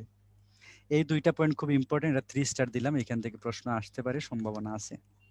এবং তিসির মধ্যে 90%, কাঠের মধ্যে 60% সেলুলোজ থাকে। এখন দেখো উদ্ভিদের তন্ত্রকোষের 90 ভাগই হচ্ছে সেলুলোজ। উদ্ভিদের যে কোষ ফাইবার, এটার ক্ষেত্রে 90 ভাগই থাকে সেলুলোজ। সেলুলোজের ব্যবহারের ক্ষেত্রে তুমি দেখবা একজন কানা মানুষ, তার হুট করে ইচ্ছা হচ্ছে ফটো তুলতে, ফটো তোলার ইচ্ছে, তাহলে কানা ফটো তুলতে আসছে, কানা ফটো তুলতে আসছে। তাহলে তুমি দুইটা জিনিস মনে রাখতে পারো। এই কাদিয়া একটা হচ্ছে বিভিন্ন শিল্পের কাঁচামাল উপাদান, মানে বিভিন্ন শিল্পের কাঁচামাল হিসেবে সে ব্যবহৃত হয়। আবার কাদিয়া তুমি বলতে পারো ক্রোমাটোগ্রাফিতে ব্যবহার হয়, ক্রোমাটোগ্রাফি। আর এই যে দন্তন্য কানা, কানার না দিয়া কি তুমি দেখো সে নাইট্রেট বিস্ফোরক হিসেবে ব্যবহৃত হয়, নাইট্রেট বিস্ফোরক। আর ফটো দিয়া কি বলবা, এই যে ফটোগ্রাফির ফিল্মে ব্যবহৃত হয়, ফটোগ্রাফির ফিল্মে ব্যবহৃত হয়। ক্লিয়ার? ফটোগ্রাফির ফিল্মে ব্যবহৃত হয়। আর আঁশ দিয়া হচ্ছে আসবাবপত্র বার্নিশ করার কাজে, আসবাবপত্র বার্নিশ করার কাজে এটা ব্যবহৃত হয়, বার্নিশ করার কাজে। দিছে? আসবাবপত্র বার্নিশ করার কাজে সেলুলোজ ব্যবহৃত হয়। তাহলে আমরা সবগুলা কাজ পেয়ে গেলাম, খুব ইম্পর্টেন্ট। বায়োটেকনোলজিতে সেলুলোজ ব্যবহার করা হয়। তাহলে মেইন কাজগুলো আমরা, কানা ফটো তুলতে আসছে, এটা দিয়ে আমরা পেয়ে গেলাম। কানা ফটো তুলতে আসছে। ক্লিয়ার? ওকে। এখন তুমি দেখো যে পলিস্যাকারাইডস গুলোর মধ্যে আবার গ্লাইকোজেন আছে। গ্লাইকোজেন যেটা আমাদের পেশিতে এবং যকৃতে সঞ্চয় হয়, এটা আলফা ডি গ্লুকোজ দিয়ে তৈরি হয়। ক্লিয়ার? এটা পাউডার জাতীয়। আর তোমরা জানো এটা গ্লাইকোলাইসিস না হয় এটা গ্লাইকোজেনোলাইসিস হবে। এটা হবে গ্লাইকোজেনোলাইসিস হবে। তাহলে গ্লাইকোজেনোলাইসিস প্রক্রিয়ায় যদি গ্লাইকোজেন ভাঙে তখন গ্লুকোজ তৈরি হয়। ক্লিয়ার? আর আয়োডিন দ্রবণে এটা বেগুনি বর্ণ, লালচে বেগুনি বর্ণ ধারণ করে। বর্ণটা খুব ইম্পর্টেন্ট, বর্ণের জন্য আলাদা চার্ট আছে। এগুলো তোমরা রিডিং দিলেই পারো। তোমাদের বারবার বলে আসছি, আমাদের যকৃতের মধ্যে এবং আমাদের পেশিতে, যকৃত এবং পেশিতে তুমি দেখো সঞ্চিত হচ্ছে এটা থাকে। আর পেশির মধ্যে কি হয়, এই গ্লাইকোজেন ভেঙে আমাদেরকে গ্লুকোজ দিয়ে শক্তি যোগায়। পেশির মধ্যে গ্লাইকোজেনটা ভেঙে গ্লুকোজ হয়, গ্লাইকোজেনটা ভেঙে গ্লুকোজ হয়। যকৃতের গ্লাইকোজেন তুমি দেখো এটা ভেঙে গ্লুকোজ দেয়, আর এই গ্লুকোজ থেকে পরবর্তীতে এটিপি তৈরি হয় বা শক্তি তৈরি হয়। ক্লিয়ার? ওকে। এই বর্ণগুলোর ক্ষেত্রে তুমি দেখো, তাহলে হচ্ছে অ্যামাইলোজ। তাহলে লোজ ক্যারেক্টার সে কি বর্ণ দেয়? আগে বলছিলাম কালো বর্ণ দেয়, তাই না? লোজ ক্যারেক্টার সে কালো বর্ণ দেয়। পেকটিনে প আছে, সে পার্পেল বর্ণ দেয়। আর সেলুলোজ আমাদের দেহের মধ্যে হজম হয় না, মনে রাখবা। আমরা সেলুলোজ খাইতে পারি না। সো সেলুলোজের মধ্যে এইটি মনে রাখবা, আমাদের দেহে সেলুলোজ হজম হয় না, সেলুলোজে কোনো রং নাই। সেলুলোজ হজম হয় না, সেলুলোজে কোনো রং নাই। আর স্টার্চ নীল, ছোট শব্দ, ছোট শব্দ। ক্লিয়ার? আর গ্লাইকোজেন বড় শব্দ, এটার বড় শব্দ কালচে বেগুনি, একটু মনে রাখবা। হ্যাঁ, লুজ ক্যারেক্টার মানে খারাপ ক্যারেক্টার আর কি। খারাপ মানে আমরা কালোকে খারাপের সাথে চিন্তা করি, তাই না? ওটা আবার রেসিস্ট বানাই দিও না যে জাহিদ ভাই রেসিস্ট, সোজা ভাই রেসিস্ট হয়ে গেল। ওকে। তাহলে তুমি দেখো শর্করা থেকে কি কি রিটেন প্রশ্ন আসতে পারে, তোমরা একটু দেখে নিবা। এই যে অ্যামাইলোজ এবং অ্যামাইলোপেকটিনের পার্থক্য, এটা দেখবা। অ্যামিনো অ্যাসিডের ক্ষেত্রে দেখো, অ্যামিনো অ্যাসিড কেন পড়তেছি? অ্যামিনো অ্যাসিড অনেকগুলো একসাথে হয়ে প্রোটিন তৈরি করে, এজন্যই আমরা অ্যামিনো অ্যাসিড পড়ি। অ্যামিনো অ্যাসিড আবিষ্কার করেন বিজ্ঞানী ফিশার, যদিও খুব ইম্পর্টেন্ট না, একটু দেখে নিবা এটা। অ্যামিনো অ্যাসিডের ক্ষেত্রে তুমি দেখো মানবদেহে 28টারই বেশি অ্যামিনো অ্যাসিড পাওয়া যায়, যার মধ্যে 20টা অ্যামাইনো অ্যাসিড বিভিন্নভাবে সজ্জিত হয়ে প্রোটিন তৈরি করে, বিভিন্ন ধরনের প্রোটিন তৈরি করে। একটা অ্যামিনো অ্যাসিড হইতে গেলে দেখো, তুমি দেখো এটা অ্যামিনোমূলক লাগে। মানে একটা অ্যামিনো অ্যাসিডের সাধারণ সংকেত হচ্ছে এইরকম COOH, CH3, এটা একটা অ্যামিনো অ্যাসিডের সংকেত। তাহলে তুমি একটা অ্যামিনো অ্যাসিড হইতে গেলে অবশ্যই তার মধ্যে অ্যামিনোমূলক থাকা লাগবে আর কার্বক্সিলিক অ্যাসিড মূলক থাকা লাগবে। তাহলে একটা অ্যামিনো অ্যাসিডের মধ্যে যদি তার অ্যামিনোমূলক এবং কার্বক্সিলিক মূলক সেম কার্বনের মধ্যে থাকে, একই কার্বনের মধ্যে থাকে, তখন সেটাকে বলি আমরা আলফা অ্যামাইনো অ্যাসিড। তাহলে আলফা অ্যামাইনো অ্যাসিড কাকে বলি আমরা? যদি কোনো অ্যামাইনো অ্যাসিডের একই কার্বনের মধ্যে অ্যাসিডমূলক এবং অ্যামিনোমূলক দুইটাই থাকে, তখন তার নাম আলফা অ্যামাইনো অ্যাসিড। এমনও হইতে পারতো এক কার্বনের মধ্যে আছে কার্বক্সিলিমূলক আর এইদিকে আর এক কার্বনের সাথে আছে অ্যামিনোমূলক, তাইলে সেটা বিটা অ্যামিনো অ্যাসিড হয়ে যাইতো তখন। মানবদেহে সবগুলা পাওয়া যায় আলফা অ্যামাইনো অ্যাসিড। আর দুইটা অ্যামাইনো অ্যাসিড পাশাপাশি যে বন্ধন তৈরি করে, দুইটা অ্যামাইনো অ্যাসিড পাশাপাশি যে বন্ধন তৈরি করে, তার নাম হচ্ছে পেপটাইড বন্ধন। আর এই পেপটাইড বন্ধনের মাধ্যমে যুক্ত হয়ে তারা প্রোটিন তৈরি করতে পারে। তাহলে অ্যামাইনো অ্যাসিড কোন বন্ধনের মাধ্যমে প্রোটিন তৈরি করে? পেপটাইড বন্ধনের মাধ্যমে। যদি বলে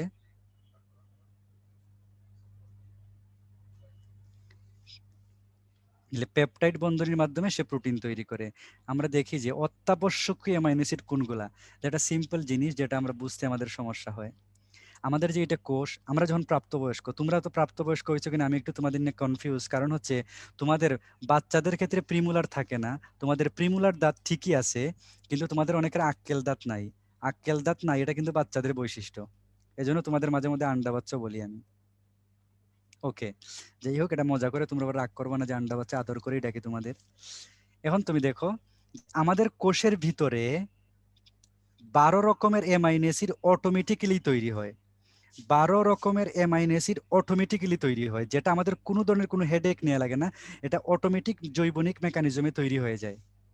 এখন তুমি দেখো বাইরে থেকে তাইলে খাইতে হয় কয়টা? তোমরা জানো 20 রকমের অ্যামাইনো অ্যাসিড লাগে প্রোটিন হইতে, তখন বাইরে থেকে আমাদের খাইতে হয় 8 রকমের অ্যামাইনো অ্যাসিড, তাই না? তাহলে বাইরে থেকে যেগুলা খাইতে হয় সেগুলাকে আমরা বলি ইসেনশিয়াল বা অত্যাবশ্যকীয়। তাহলে আমাদের অত্যাবশ্যকীয় কয়টা? 8টা। আর অনত্যাবশ্যকীয় কয়টা? 12টা। তাহলে দেখো দেখো আমাদের ইসেনশিয়াল হচ্ছে 8টা আর নন ইসেনশিয়াল হচ্ছে 12টা। মানে যেগুলা খাইতে হয় এগুলো হচ্ছে নন মানে ইসেনশিয়াল, আর যেগুলো সেলের ভিতরে তৈরি হয় অটোমেটিক্যালি, কিছু না করলেও তৈরি হবে, ওটা নিয়ে আমাদের কোনো হেডেক নাই। বাচ্চাদের ক্ষেত্রে যেটা হয় একটু উল্টা ঘটনা, মানে একটু বেশি। বাচ্চারা তো তাদের দেহের মধ্যে 10টা তৈরি হয়, আর তাদের বাইরে থেকে খাওয়ানো লাগে 10টা। তাহলে বাচ্চাদের ক্ষেত্রে তুমি দেখো ইসেনশিয়াল হচ্ছে 10টা আর নন ইসেনশিয়াল হচ্ছে 10টা। মানে এই 10টার নামগুলা মনে রাখা লাগবে কিভাবে? পিভিটি, টিম হল, এটা মনে রাখবা। পিভিটি, টিম হল। এই এইচ দুইটা, এটা বাচ্চাদের ক্ষেত্রে এসেনশিয়াল, এইচ এ বা এ এইচ বলি আমরা, এ এইচ বাচ্চাদের ক্ষেত্রে। তাহলে এগুলো হচ্ছে আর্জিনিন এবং হিস্টিডিন। বাচ্চাদের ক্ষেত্রে তুমি দেখো এই যে আর্জিনিন এবং এই হিস্টিডিন, এই দুইটা এক্সট্রা লাগে, এসেনশিয়াল। এছাড়া তুমি দেখো পি দিয়া কি হবে? তুমি দেখো পি দিয়া হচ্ছে ফিনাইল অ্যালানিন, ঠিক আছে। আর ভি দিয়া হচ্ছে তুমি দেখো ভেলিন।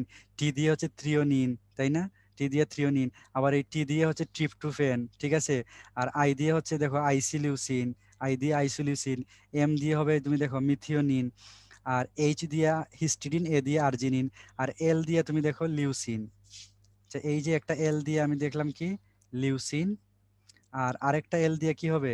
এই যে হবে, সরি, আরেকটা এল দিয়ে হবে লাইসিন। Leucine, lysine. তাহলে তুমি দেখো কোনটার দাগ কোন দিকে গেছে, পিডিএফ একটু মিলাই নিবা। পিভিটি টিম হল, পিভিটি টিম হল। মিলি বলছে যে ভাইয়া আপনি আমাদের আন্ডা বাচ্চা বলছেন, তাই আমার আম্মু খুব খুশি হয়েছে। ওকে, অনাত্যাবশ্যকীয়, তাইলে আমরা বুঝতে পারলাম কি যেগুলো দেহের ভিতরে অটোমেটিক সংশ্লেষিত বা তৈরি হইতে পারে। প্রোটিনের ক্ষেত্রে আসি আমরা। প্রোটিন কি? অসংখ্য অ্যামাইনো অ্যাসিড পরস্পরের মধ্যে পেপটাইড বন্ধনী তৈরির মাধ্যমে যে যৌগ তৈরি করে তার নাম হচ্ছে অ্যামাইনো অ্যাসিড, ওই প্রোটিন। তাহলে প্রোটিনের মাঝখানে বন্ধনের নাম পেপটাইড, আর প্রোটিন তৈরি হয় কি দিয়ে? অ্যামাইনো অ্যাসিড দিয়ে। ক্লিয়ার? প্রোটিন তৈরি অ্যামাইনো অ্যাসিড দিয়ে, ক্লিয়ার? জীবদেহের শুষ্ক ওজনের 50% হচ্ছে প্রোটিন। তাহলে পেপটাইড কাকে বলে? তুমি দেখো এই যে একটা অ্যামাইনো অ্যাসিড, তুমি দেখো সি ডাবল ও এইচ কে খুব সুন্দর করে লেখা হয়েছে এখানে, সি ও এইচ এবং ও, তাহলে double O C double O H হয়ে গেল। আর NH2 কে লেখা হয়েছে কিভাবে? তুমি দেখো একটা এইচ আর একটা এইচ, NH2। যখন দুইটা অ্যামাইনো অ্যাসিড পরস্পরের সংস্পর্শে আসে, তখন অ্যামাইনো অ্যাসিডের মধ্যে তুমি দেখো এই যে কার্বন এবং এই নাইট্রোজেন, তারা পরস্পর বিক্রিয়া করতে চায়, যে চলো আমরা বিক্রিয়া করি। এখন এই হাইড্রোক্সিল মূলক এবং হচ্ছে এই নাইট্রোজেনের হাইড্রোজেন মূলক, এরা মিলিত হয়ে পানি তৈরি করে ফেলে, পানি তৈরি হয়ে বের হয়ে যায়। তখন পানি তৈরি করে ফেলে, তখন তাদের মাঝখানে আর কিছু থাকে না, তখন নাইট্রোজেন এবং কার্বন ডিরেক্ট একটা বন্ধন তৈরি করে, এই বন্ধনীটাকে আমরা বলছি পেপটাইড বন্ধন। তাহলে কি বলতে পারি আমরা? দুইটা অ্যামাইনো অ্যাসিডের মধ্যে, এইটা একটা অ্যামাইনো অ্যাসিড, এইটা একটা অ্যামাইনো অ্যাসিড, দুইটা অ্যামাইনো অ্যাসিডের মধ্যে এক অণু পানি বিসর্জনের মাধ্যমে যে বন্ধন তৈরি হয় তার নামই হচ্ছে পেপটাইড বন্ধন, তার নামই হচ্ছে পেপটাইড। তাহলে আমরা দুইটা জিনিস বুঝলাম, রিটেনের জন্য ইম্পর্টেন্ট। পেপটাইড বন্ধন কাকে বলে আর গ্লাইকোসাইডিক বন্ধন কাকে বলে? তাহলে গ্লাইকোসাইডিক হচ্ছে শর্করার মাঝের বন্ধন, আর অ্যামিনো অ্যাসিডের মাঝের বন্ধনের নাম হচ্ছে, তোমরা জানো, পেপটাইড বন্ধন। পলিপেপটাইড কি? 50টার অধিক থাকলে তারে পলিপেপটাইড। পলি মানে কি? অসংখ্য পেপটাইড হলে পলিপেপটাইড হয়ে যায়। প্রোটিনের বৈশিষ্ট্য, এটা carbon, hydrogen, oxygen, nitrogen, sulphur, iron অনেক কিছু দিয়ে তৈরি হইতে পারে। কলয়েড কাকে বলি আমরা? যেহেতু অনেক অ্যামাইনো অ্যাসিড মিলে প্রোটিন তৈরি হয়, এজন্য প্রোটিনের আকৃতিটা অনেকটা বড় হয়, প্রোটিন কিন্তু সাইজে বড় হয়। আর বড় আকৃতির কলয়েড, বড় সাইজের কোনো কিছুকে আমরা বলি কলয়েড, বড় সাইজের দানাগুলোকে আমরা কলয়েড বলি। এখন ধরো অ্যামাইনো অ্যাসিড দিয়ে প্রোটিন তৈরি হয়েছে, তাহলে প্রোটিনকে ভাঙলে কি পাওয়া যাবে? প্রোটিনকে ভাঙলে সেই অ্যামাইনো অ্যাসিড, প্রোটিনের বৈশিষ্ট্য পরিবর্তন ঘটানো যায়। এরপরে তুমি দেখো অ্যাসিড প্রয়োগ করলে প্রোটিন তঞ্চিত হয়, মানে প্রোটিন, অনেকগুলো প্রোটিন আছে, তুমি অ্যাসিড প্রয়োগ করছো, দেখবা প্রোটিনগুলো জমাট বেঁধে গেছে। তাহলে অ্যাসিড যদি প্রয়োগ করো, প্রোটিনগুলো জমাট বেঁধে যাবে। 3 রকমের প্রোটিন আমরা পড়বো। 3 রকমের প্রোটিনের মধ্যে একটা প্রোটিনের নাম মনে রাখবা, সরল প্রোটিন, আর আরেকটা প্রোটিনের নাম হচ্ছে তুমি দেখবা যুগ্ম বা যৌগিক প্রোটিন। যুগ্ম বা যৌগিক প্রোটিন আমরা বলি এটাকে, যৌগিক প্রোটিন। তাইলে আরেকটা উদ্ভূত প্রোটিন, ওটা দরকার নাই। সরল মানে কি? তার মধ্যে কোনো ভেজাল নাই।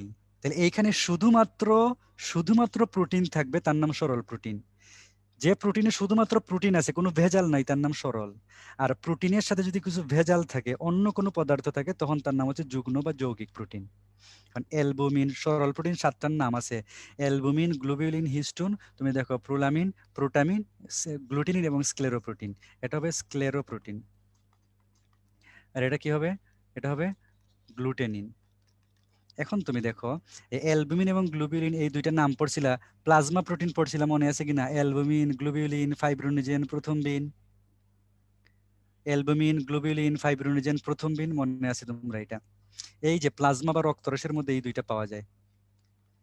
এবং মনে রাখবা, এই একমাত্র দুইটা সরল প্রোটিন যারা তাপ দিলে জমাট বাঁধে, মানে তাপ দিলে জমাট বেঁধে যায়। এরা ডিমের মধ্যে পাওয়া যায়। তোমরা জানো ডিমকে যেভাবেই তাপ দেয় না কেন, ডিম জমাট বেঁধে যায়, তাই না? ওকে, তাপ দিলে ডিম জমাট বেঁধে যায়। তাহলে একটা ডিম যদি তুমি দেখো, একটা ডিম, তাহলে ডিমের কুসুমের মধ্যে পাওয়া যায় গ্লোবিউলিন, আর ডিমের যে সাদা অংশ তার মধ্যে পাওয়া যায় অ্যালবুমিন। এটা ডিম। তাহলে এগের সাদা অংশে পাওয়া যায় অ্যালবুমিন, বাইরে অ্যালবুমিন, আর ভিতরের দিকে পাওয়া যায় গ্লোবিউলিন। তাহলে ডিমের মধ্যে পাওয়া যায় দুইটাই, তুমি দেখো দুইটাই রক্তরসে পাওয়া যায়, এবং দুইটাই আমাদের মাংস পেশির মধ্যে পাওয়া যায়। এবং দুইটার মধ্যে কত মিল, তারা তাপ দিলে জমাটো বাঁধে। আর হিস্টোন প্রোটিন পাওয়া যায় কোথায়? আমাদের নিউক্লিয়াসের মধ্যে যে ডিএনএ থাকে, আমাদের ডিএনএর ফাঁকে ফাঁকে এই যে এগুলা হিস্টোন প্রোটিন থাকে। তাহলে হিস্টোন প্রোটিন আমাদের নিউক্লিয়াসে বা নিউক্লিক অ্যাসিড বা ডিএনএর মধ্যে পাওয়া যায় হিস্টোন প্রোটিন। এছাড়া সবচেয়ে ক্ষুদ্র প্রোটিনের নাম হচ্ছে, সবচেয়ে ক্ষুদ্র যে প্রোটিনটা, সেই প্রোটিনের নাম হচ্ছে প্রোটামিন। সবচেয়ে ক্ষুদ্র, মনে রাখবা। প্রোটিন, প্রোটামিন, ক্ষুদ্র। প্রোটিন, প্রোটামিন, ক্ষুদ্র। তাহলে প্রোটিন যেটার নামের সাথে মিল আছে প্রোটামিন, দেখো এটাই সবচেয়ে সবচেয়ে ক্ষুদ্র। এবং আমাদের শুক্রাণু সবচেয়ে, মানে মাছের বা জারের শুক্রাণু বলে অনেক ক্ষুদ্র থাকেন, তাই না? তাহলে এই যে শুক্রাণুর মধ্যে পাওয়া যায় কি? প্রোটামিনটা, স্যালমন মাছের শুক্রাণুতে। আর স্ক্লেরোপ্রোটিন, এটা মোস্ট ইম্পর্টেন্ট জিনিস, অনেকবার পরীক্ষায় আসছে। এটা অনেকবার আসছে, সবচেয়ে ক্ষুদ্র প্রোটিন কোনটা? আর আসে যে মানুষের নখে এবং চুলে, নখে চুলে কোন প্রোটিন পাওয়া যায়, নখে চুলে কোন প্রোটিন পাওয়া যায়, এটা অনেকবার পরীক্ষায় আসছে, স্ক্লেরোপ্রোটিন। স্ক্লেরোপ্রোটিন। যুগ্ম প্রোটিন বা যৌগিক প্রোটিন বা কনজুগেটেড প্রোটিন আমরা সেটাকে বলি। তাই সেটা কি? তুমি দেখো, এটা প্রোটিনের সাথে নিউক্লিক অ্যাসিড আছে, ভেজাল আছে। প্রোটিনের সাথে গ্লাইকো বা শর্করা আছে, ভেজাল আছে। প্রোটিনের সাথে লিপিড আছে। এরকম ভেজাল যদি থাকে, তাহলে তার নাম যুগ্ম প্রোটিন। তুমি পড়বা এই যে এই দুইটা, গ্লাইকোপ্রোটিন। তারপরে ক্রোমোপ্রোটিন মানে কি? প্রোটিনের সাথে রঞ্জক পদার্থ আছে। ক্রোমো মানে হচ্ছে রঞ্জক পদার্থ। যেমন ক্যারোটিনয়েডস একটা রঞ্জক পদার্থ, মানে কমলা। এটা প্রোটিন কিন্তু কমলা কালার আছে তার মধ্যে। ক্লোরোফিল, এটাও এক ধরনের প্রোটিন, কিন্তু তার মধ্যে আবার সবুজ কালার আছে। হিমোগ্লোবিন, এটা একটা প্রোটিন, কিন্তু তার মধ্যে লাল কালার আছে, এই জন্য তার নাম ক্রোমোপ্রোটিন। ক্লিয়ার? এরপরে ফসফোপ্রোটিনটা পড়বা, খুব ইম্পর্টেন্ট। তাহলে তোমাদের ইম্পর্টেন্ট গুলো দাগাই দিলাম। আর লিপোপ্রোটিন তো তোমরা জানো সব জায়গায় পাওয়া যায়। যত ধরনের ঝিল্লি আছে, প্লাজমা, তোমরা কিসে বলো, প্লাজমা, ওই মাইটোকন্ড্রিয়ার ঝিল্লি বলো আর প্লাস্টিডের ঝিল্লি বলো, সবকিছুর প্রধান উপাদান হচ্ছে লিপোপ্রোটিন। সবকিছুর প্রধান উপাদান হচ্ছে লিপোপ্রোটিন। যে ফাহাদ বলছে ভাইয়া না ঘুমানোর জন্য আমরা কি করব, প্রচুর ঘুম পায়। আমি যেটা মনে করি, তুমি দেখো যে আমাদের মধ্যে যখন ঘুমের ভাব হয় কখন, যখন আমাদের নিউরন গুলো একটা বিশ্রাম চায়, রেস্ট চায়, সে যখন ঘুমায়, নিউরন গুলো নিস্তেজ হয়ে গেলে আমরাই তখন ঘুমায় যাই। ক্লিয়ার? এখন তুমি দেখো, আমি যেটা তোমাদের বলে, ধরো এটা ধ্বংসাত্মক পন্থা হয়ে যায়, অবশ্যই অ্যাপ্লাই করার ক্ষেত্রে সাবধান। ধরো তুমি সামনে টেবিল বা চেয়ার যেটা থাকে, মাথার মধ্যে একটা ঠেস দিবা, তাহলে মাথার মধ্যে একটা পেইন সেন্সেশন তৈরি হবে। আর এই পেইন সেন্সেশনটা ক্যারি করে কি আমাদের নিউরনে। তো নিউরন তখন কি হয়ে যায়, ঘুম থেকে জেগে উঠে। তখন এই পেইন সেন্সেশন ফিল করতে যাইয়া ঘুমের ফিলিংসটা আমাদের হারায় যায়। তাহলে কি করবা, ঘুম আসলে ঠেস দিবা, আস্তে দিও একটু। ওকে, তারপরে তুমি দেখো প্রোটিনের ক্ষেত্রে যেটা পরবর্তী, প্রোটিনের কাজগুলা কি? তোমাদের সহজ কথায় বলে ফেলি আমি কয়েকটা কাজ, যেগুলো হচ্ছে প্রোটিনের সম্পর্কে আলোচনা করার আগে। তুমি দেখো, এই পৃথিবীর যত ধরনের হরমোন আছে, হরমোন, এই পৃথিবীর যত ধরনের এনজাইম আছে, এই পৃথিবীর যত ধরনের অ্যান্টিজেন, এই পৃথিবীর যত অ্যান্টিবডি আছে, অ্যান্টিবডি দিয়ে আমরা জীবাণুর অ্যান্টিজেনকে মারি, তোমরা জানো তাই না?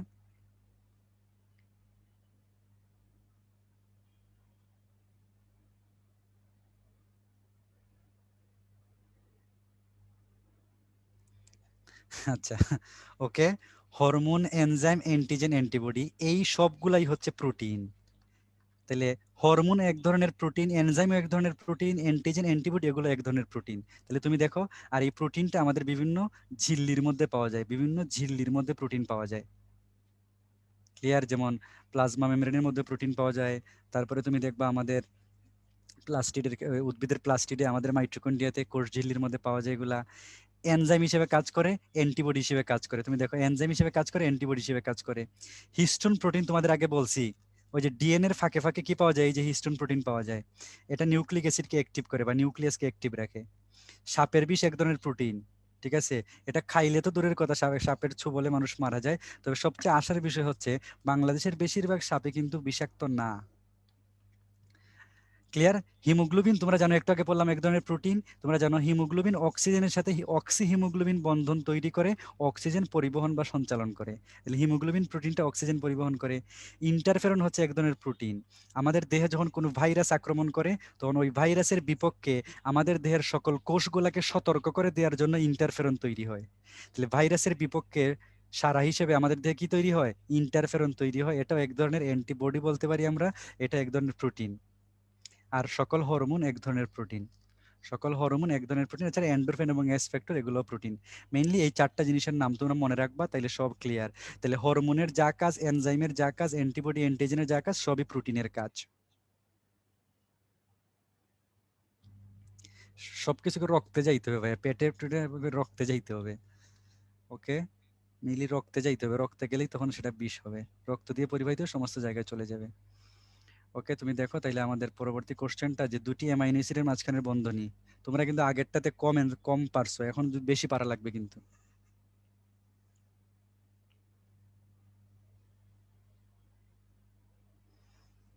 অর্ক সাপের বিষ পেটে গেলে ওটা তাড়াতাড়ি শোষণ হয়ে রক্তে চলে যাবে ভাইয়া। শোষণ হয়েই তাড়াতাড়ি রক্তে চলে যাবে।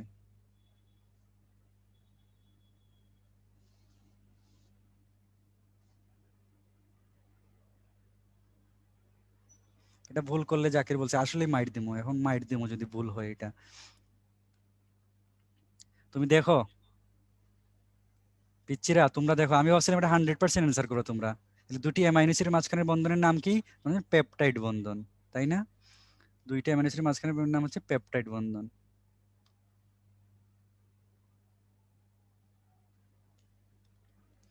মানুষের ঘুমের উত্তম সময় হচ্ছে 11টা থেকে রাত 4টা পর্যন্ত। যদি তুমি এই 5 ঘন্টা ঘুমাইতে পারো, তাইলে তোমাকে সাধারণত অন্য সময় 7-8 ঘন্টা ঘুমানোর সমান কাজে দিবে।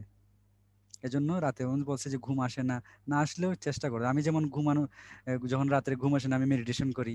মেডিটেশন করলে দেখা যায় 5-7 মিনিটের মধ্যেই আমি আর নাই। এমনও অনেক দিন হয়েছে, আমি পাশের রুম থেকে একজনকে ডাক দিয়েছি, ছোট ভাইকে একটু রুমে আয়, তখন দেখছে ও আসতে আসতে আমি ঘুমায় গেছি, এমনও হয়েছে। তো ঘুমের বিষয়ে আমি অপ্রতিদ্বন্দ্বী। ওকে, তাহলে তুমি দেখো এখান থেকে কি কি রিটেন প্রশ্ন আসতে পারে। রিটেন প্রশ্নগুলো তোমাদের এই পিডিএফ এ দেওয়া থাকবে। তোমরা রিটেন প্রশ্নগুলো ওই পিডিএফ দেখে দেখে ওইখান থেকে এগুলোতে অ্যান্সার করবাই। আর নতুন নতুন প্রশ্ন তোমরা বানাবা। That's not enough for your exam. এগুলো তোমাদের এক্সামের জন্য এগুলো এনাফ না। তোমরা নিজে ওই টপিক থেকে নিজে নিজে আরো কোশ্চেন বানাবা। আর এগুলো হচ্ছে নমুনা প্রশ্ন তোমাদের জন্য। আনারস দুধ খেলে ভাই কখনো মানুষ মারা যায় না। লিপিডের ক্ষেত্রে তুমি দেখো, লিপিড আমরা বলি না যে তেল, আমরা বলি যে তেলও তো লিপিড ভাই, এটা তো গন্ধ পাওয়া যায় না। তেলের মধ্যে যখন বিভিন্ন তোমার সুগন্ধি বস্তু, মানে সুগন্ধি পদার্থ ইউজ করা হয় বা অ্যাড করা হয়, তখন সেটা সুগন্ধযুক্ত হয়। সাধারণত লিপিড বর্ণহীন, গন্ধহীন এবং স্বাদহীন, কোনো স্বাদ নাই। লিপিডকে যদি আমরা ভাঙি তাহলে দুইটা জিনিস পাই। লিপিডকে ভাঙলে পাওয়া যায় ফ্যাটি অ্যাসিড, তোমরা পরিপাকের চ্যাপ্টারে পড়ছো, এবং আমরা গ্লিসারল পাই। লিপিড মনে রাখবা তেলের সাথে, তেল পানির সাথে কখনো মিশে না, তাহলে লিপিড পানিতে অদ্রবণীয়। তেল পানির উপরে দেখবা ভেসে থাকে, তাহলে লিপিড পানিতে ভেসে থাকে, কারণ লিপিড পানির চাইতে হালকা। পানির চাইতে যদি কোনো কিছু হালকা হয় সেটা ভাসবে, বেশি হলে ডুবে যাবে। ওকে, লিপিডের আণবিক ওজন বৃদ্ধির সাথে সাথে গলনাঙ্ক বৃদ্ধি পায়। একটা লিপিডের মধ্যে কার্বন আছে 5টা, আর একটা লিপিডে কার্বন আছে 10টা, ধরো 10টা। তাহলে কোন লিপিডের গলনাঙ্ক বেশি? যার আণবিক সংকেতের যত বড়, তার গলনাঙ্ক তত বাড়বে। লিপিডের শ্রেণীবিভাগ দেখো, সরল লিপিড, যৌগিক এবং উদ্ভূত লিপিড। সরল লিপিড কাকে বলি? আগে বলছি, সরল মানে কি? যার মধ্যে কোনো ভেজাল নাই। না, এখানে শুধুমাত্র লিপিড পাওয়া যাবে, লিপিড ছাড়া অন্য কোনো জাতীয় পদার্থ পাওয়া যাবে না। তাহলে সরল লিপিড হচ্ছে কে কে? তেল, চর্বি এবং মোম। মোম তো তোমরা জানো এটা হচ্ছে রাসায়নিকভাবে নিষ্ক্রিয় একটা পদার্থ। মোম তুমি দেখবা রাসায়নিকভাবে নিষ্ক্রিয় একটা পদার্থ। এবং তেল চর্বির মধ্যে একটা পার্থক্য আসে। ধরো তোমার হাতের মধ্যে একটা তেলের চাকা এবং একটা চর্বির চাকা দিয়ে, শীতের দিনে তো তোমরা জানো তেল জমাট বেঁধে যায়, তাই না? তোমাকে একটা তেলের চাকা এবং একটা চর্বির চাকা তোমার হাতের মধ্যে দিল, জানো তোমরা লিপিডের কোনো গন্ধ নাই। সো এই দুইটাকে তুমি আলাদা করবা কিভাবে? তোমাকে বললো যে কোনটা কি, বলো তুমি কি করবা, বলো তুমি কি কি করবা? দুধের সোটা লিপিড ভাইয়া। তখন তুমি করবা কি, 20 ডিগ্রি সেন্টিগ্রেড তাপমাত্রায় দুইটাকে তাপ দিবা, যেটা গলে যাবে সেটা লিপিড, যেটা গলে যাবে সেটা হচ্ছে তেল। তেলের গলনাঙ্ক 20 ডিগ্রি এর কম, আর চর্বির গলনাঙ্ক 20 ডিগ্রির চাইতে বেশি। ক্লিয়ার জিনিসটা? রান্না করলে হবে না রে পাগলা, রান্না করলে হবে না, ঠিক আছে? রান্না করার সময় নাই। তাহলে তুমি 20 ডিগ্রি সেন্টিগ্রেড তাপ দিলে যেটা গলে যাবে সেটা তেল। তাহলে তেলের গলনাঙ্ক কত? 20 ডিগ্রি এর কম। আর চর্বির গলনাঙ্ক কত? মোর দেন 20 ডিগ্রি, মনে রাখবা, 20 ডিগ্রি সেন্টিগ্রেড। তাহলে আমরা পার্থক্য করলাম দুইটা দিয়া। নকল তেল না, বিভিন্ন পদার্থ অ্যাড করার ফলে দেখা যাচ্ছে যে ভালো তেলও শীতের দিনে জমাট বাঁধে না। জাকির, ওকে। যৌগিক লিপিড কারা তুমি দেখো, লিপিডের সাথে ফসফেট আছে, লিপিডের সাথে গ্লাইকো বা শর্করা আছে, লিপিডের সাথে সালফার আছে। তাহলে এগুলো হচ্ছে লিপিডের সাথে যখন অন্য কোনো বস্তু পাওয়া যায় তার নাম যৌগিক লিপিড। আর উদ্ভূত লিপিড কারা? Steroid, terpene, rubber. এগুলো নিয়ে আলোচনা পরবর্তীতে আছে।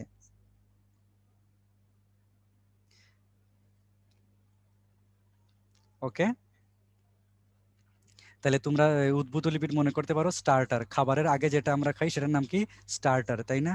স্টার্টার মিল বলি না আমরা, যে খাবারের আগে যেটা, মেইন মিলের আগে যেটা আমরা খাই সেটার নাম স্টার্টার, তাই না? তাহলে স্টার্টার যে স্টেরয়েড, আর টো দিয়ে হচ্ছে টারপিন, আর রো দিয়ে হচ্ছে রাবার। তাহলে উদ্ভূত লিপিড গুলাকে আমরা বলতে পারি স্টার্টার। স্টার্টার মানে কি? খাবারের মেইন মিলের আগে যেটা আমরা খাই। স্টেরয়েড আমরা পরবর্তীতে আসবো, সবই আছে ভাইয়া। তাহলে তেল চর্বির পার্থক্য আমরা কিন্তু পরে ফেললাম, 20 ডিগ্রি সেন্টিগ্রেডের কম এবং বেশিতে গলে। বীজের অঙ্কুরোদ্গমকালে, একটা বীজ যখন মাটির নিচে থাকে তখন আলো পৌঁছায় না তার মধ্যে, শালক সংশ্লেষণ হয় না, তখন এই বীজটা খাবার মানে শক্তি পায় কোথা থেকে? তখন এই বীজের ভিতরের মধ্যে চর্বি থাকে, বীজে প্রচুর চর্বি পাওয়া যায়, এই চর্বি থেকে শক্তি পাওয়া যায়। তাহলে বীজের মধ্যে চর্বি থেকে কিন্তু শক্তি পাওয়া যায়। অঙ্কুরোদ্গমে স্নেহদ্রব্য বা চর্বি থেকে চারার শক্তি পাওয়া যায়। আর মোম খালি মনে রাখবা, মোম তো পানিতে অদ্রবণীয়, এটা রাসায়নিকভাবে এটা নিষ্ক্রিয় পদার্থ। ওকে, যৌগিক লিপিড কি? যে লিপিডের সাথে অন্য কোনো পদার্থ আছে তার নাম যৌগিক লিপিড, তাই না? তাহলে তুমি দেখো কোষ ঝিল্লি, এগুলো কোষ ঝিল্লির মধ্যে যৌগিক লিপিড পাওয়া যায়, ফসফোলিপিড যেটা। আরে ভাই, ফসফোলিপিড হচ্ছে মোস্ট কমন একটা জিনিস, যেটা তোমরা সেল মেমব্রেনের ক্ষেত্রে পড়ছো। তাহলে এই যে ফসফোলিপিড বাইলেয়ার দিয়ে তৈরি ছিল, তোমরা সবাই দেখছো এটা ফসফোলিপিড বাইলেয়ার, মনে আছে কিনা? তাহলে কোষ ঝিল্লি গঠনের প্রধান উপাদানের নাম হচ্ছে ফসফোলিপিড, এটা কোনো মাফ নাই। কোষ ঝিল্লি গঠনের প্রধান উপাদানের নামই হচ্ছে ফসফোলিপিড, কোষ ঝিল্লির মধ্যে পাওয়া যাবে। এছাড়া বিভিন্ন অঙ্গাণুর আরো ঝিল্লির মধ্যে পাওয়া যায়। ফসফোলিপিড আয়ন বাহক হিসেবে কাজ করে, আর এই ফসফোলিপিড হচ্ছে বিভিন্ন পদার্থের আসা যাওয়াকে নিয়ন্ত্রণ করতে পারে, তাই না? আসা যাওয়াকে নিয়ন্ত্রণ করতে পারে, এই জন্য তুমি দেখো কোষের ভেদ্যতা এবং পরিবহন প্রক্রিয়াকে নিয়ন্ত্রণ করে। ক্লিয়ার জিনিসটা? মেইনলি ফসফোলিপিড পাওয়া যায় কোষ ঝিল্লির মধ্যে, এটা আয়ন বাহক হিসেবে কাজ করে, বাহক, কোনো কিছুর বাহক হিসেবে কাজ করে, কোনো পদার্থকে ভিতরে বাহিরে পরিবহন করায়, এবং এটা রক্ত জমাট বাঁধতেও তার একটা কাজ আছে।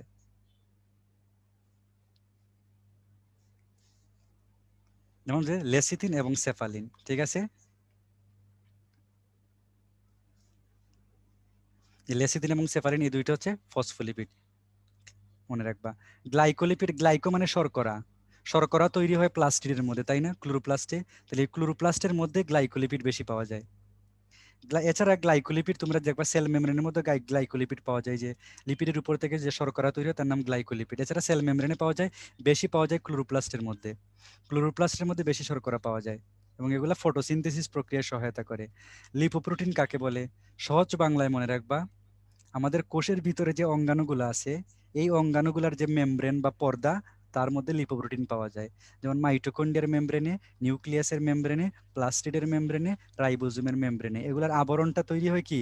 একটা কোষের ভিতরের যত অঙ্গাণু আছে তার আবরণ তৈরি লিপোপ্রোটিন দিয়ে। সহজ বাংলা। উদ্ভূত লিপিড বা স্টেরয়েড কাকে বলি আমরা, তুমি দেখো স্টেরয়েড হচ্ছে 27 থেকে 29টা কার্বন থাকে স্টেরয়েডে, 27 থেকে 29 কার্বন থাকে। এটা আইসোপ্রিনয়েড যৌগ, মানে এটা চাক্রিক যৌগ থাকে এরা, যার সঙ্গে C5H8। এখন তুমি দেখো যখন একটা স্টেরয়েডের মধ্যে, আচ্ছা তুমি দেখো আমি লিখলাম স্টেরয়েড, তার সাথে যখন OH মূলক যুক্ত হয়, মানে হচ্ছে অল মূলক, অ্যালকোহল মূলক, তখন তার নাম হয়ে যায় স্টেরল। অনেক ধরনের স্টেরল আছে, যেমন কোলেস্টেরল, সিগমা স্টেরল, আর্গেস্টেরল। আমি কোলেস্টেরলটাই ধরলাম। এই কোলেস্টেরল আবার দুই রকমের হয়, একটা হচ্ছে HDL আর একটা নাম হচ্ছে LDL। তাহলে HDL LDL বুঝতে পারছো, এগুলো এক ধরনের কোলেস্টেরল বা এক ধরনের স্টেরয়েড এগুলা। এই এলডিএলটা হচ্ছে আমাদের জন্য সবচেয়ে ক্ষতিকর, কারণ এই এলডিএল আমাদের রক্তের বা ধমনির মধ্যে এরকম জমাট বাঁধায়, এরকম ব্লক তৈরি করে ফেলে। এই জন্য এলডিএল আমাদের জন্য ক্ষতিকর। হ্যাঁ, ব্রেক দিয়ে দিব ভাইয়া।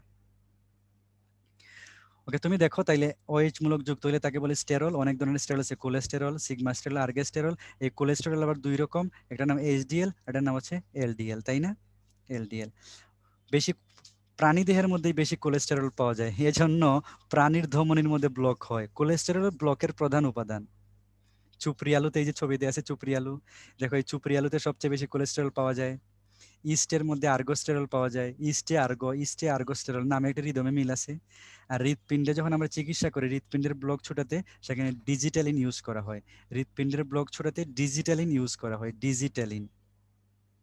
মানে হৃৎপিণ্ডের ডিজিটাল চিকিৎসায় ডিজিটালিন ইউজ করা হয়, এটা মনে রাখবা। ডিজিটাল চিকিৎসায় ডিজিটালিন ইউজ করা হয়। ওকে, এখন তুমি দেখো কোলেস্টেরল এটা যদি বেশি হয় তাহলে করোনারি থ্রম্বোসিস, মানে কি? এই যে ব্লকটাই হচ্ছে করোনারি থ্রম্বোসিস। হ্যাঁ, ব্রেক দিয়ে দিব ভাইয়া। ভাত খাওয়ার জন্য রেডি হয়ে বসে রয়েছে সবাই, অত টাইম পাওয়া যাবে না ব্রেকে। আচ্ছা, পুরুষদের ক্ষেত্রে, মহিলাদের ক্ষেত্রে HDL বেশি থাকে, এটা বেশি থাকা হচ্ছে ভালো। দেখো মহিলাদের ক্ষেত্রে জেনেটিক্যালি তারা এটা অ্যাডভান্টেজ প্রাপ্ত, তাই না? কারণ HDL বেশি থাকে, HDL থাকা ভালো। কিন্তু LDL থাকাটা ক্ষতিকর, যেটা আমাদের পুরুষদের দেহে বেশি থাকে। তো পুরুষদের ক্ষেত্রেই বেশি হার্ট অ্যাটাক হয়। এখন পর্যন্ত তুমি মনে হয় দেখো নাই যে কোনো মহিলা হার্ট অ্যাটাক করছে। যতগুলো দেখছো পুরুষকেই দেখছো, পুরুষদের বেশি হার্ট অ্যাটাক হয় কারণ LDL পুরুষে থাকে। সাইফুল খুব আক্ষেপ নিয়ে বলছে যে মেহেরাই বাচ্চুক, এত কষ্ট কেন রে ভাই?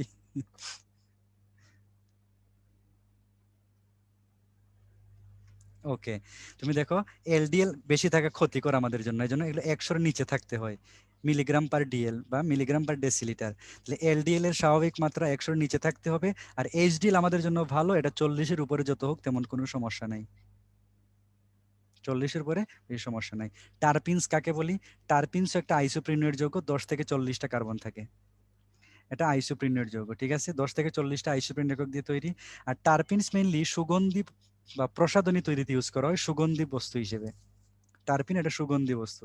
এছাড়া এটা কাঠকে যখন পলিশ করার পরে উপরে একটা দেখবা জিনিস দেওয়া হয়, বার্নিশ করা হয়, এটা হচ্ছে টারপিন দিয়ে করা হয়। তুলসী এবং পুদিনাতে টারপিন বেশি পাওয়া যায়। আর রাবারের ক্ষেত্রে মনে রাখবা, রাবার দিয়ে আমরা টায়ার তৈরি করি। আর রাবারের বৈজ্ঞানিক নাম হচ্ছে ফাইকাস ইলাস্টিকাস, ইলাস্টিক। ফাইকাস ইলাস্টিক হচ্ছে রাবারের বৈজ্ঞানিক নাম। এইটুকু ইনফরমেশন এখানে ইম্পর্টেন্ট। লিপিডের ভূমিকা, কাজটা আগেই পড়ে আসছো। বীজের মধ্যে লিপিড শক্তি দেয়, কারণ বীজের মধ্যে চর্বি থাকে। ফসফোলিপিড এবং গ্লাইকোলিপিড কোথায় পাওয়া যায়? বিভিন্ন কোষ ঝিল্লির মধ্যে পাওয়া যায়, কোষ ঝিল্লি এবং ঝিল্লির মধ্যে। আর ফসফোলিপিড আগেই পড়ছো তোমরা আগের পেজে, যে আয়নের বাহক হিসেবে কাজ করে, বিভিন্ন পদার্থের পরিবহন নিয়ন্ত্রণ করে। আর লিপিড দ্রবণীয় কিছু ভিটামিন আছে, মানে এই ভিটামিনগুলো কাজ করতে গেলে লিপিড দরকার হয়, কারণ এরা পানিতে দ্রবণীয় হইতে পারে না। দ্রবণীয় না হইলে এরা কাজও করতে পারে না। লিপিড দ্রবণীয় ভিটামিন হচ্ছে কেডা, কেডা ভিটামিন, KEDA বা ADEK, এগুলো হচ্ছে লিপিডে দ্রবণীয়, কেডা। ওকে, আর টারপিন জাতীয় লিপিড, টারপিন তোমরা জানো কি হিসেবে কাজ করে? সুগন্ধি হিসেবে কাজ করে। এইটুকু হচ্ছে লিপিড থেকে। আমরা এনজাইমে পরে চলে যাব। তোমাদের এই মুহূর্তে ব্রেক। তোমাদের ব্রেক হচ্ছে 3:18 থেকে, তোমাদের ব্রেক দিব আমি 3:25 পর্যন্ত। দেখো 7 মিনিট ব্রেক দিছি।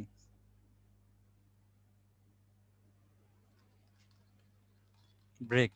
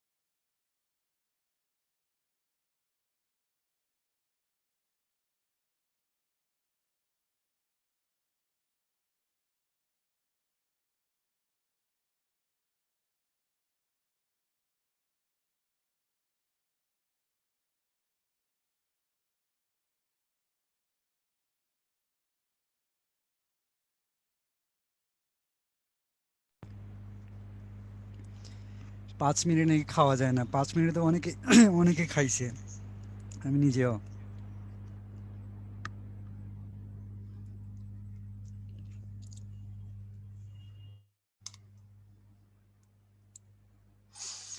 জাকির বিশ্বনাথ থেকে, আমার জগন্নাথপুর ভাইয়া।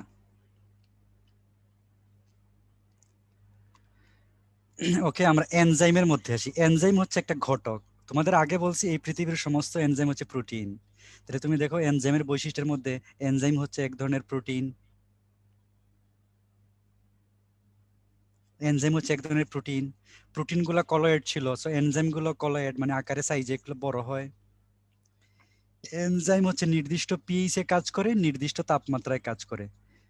একটা এনজাইমের জন্য যে ফেভারেবল টেম্পারেচার বা পিএইচ, ওটার বাইরে তাকে যদি অন্য কোনো জায়গায় রেখে দাও, সে অস্বস্তি বোধ করবে, কাজ করতে পারবে।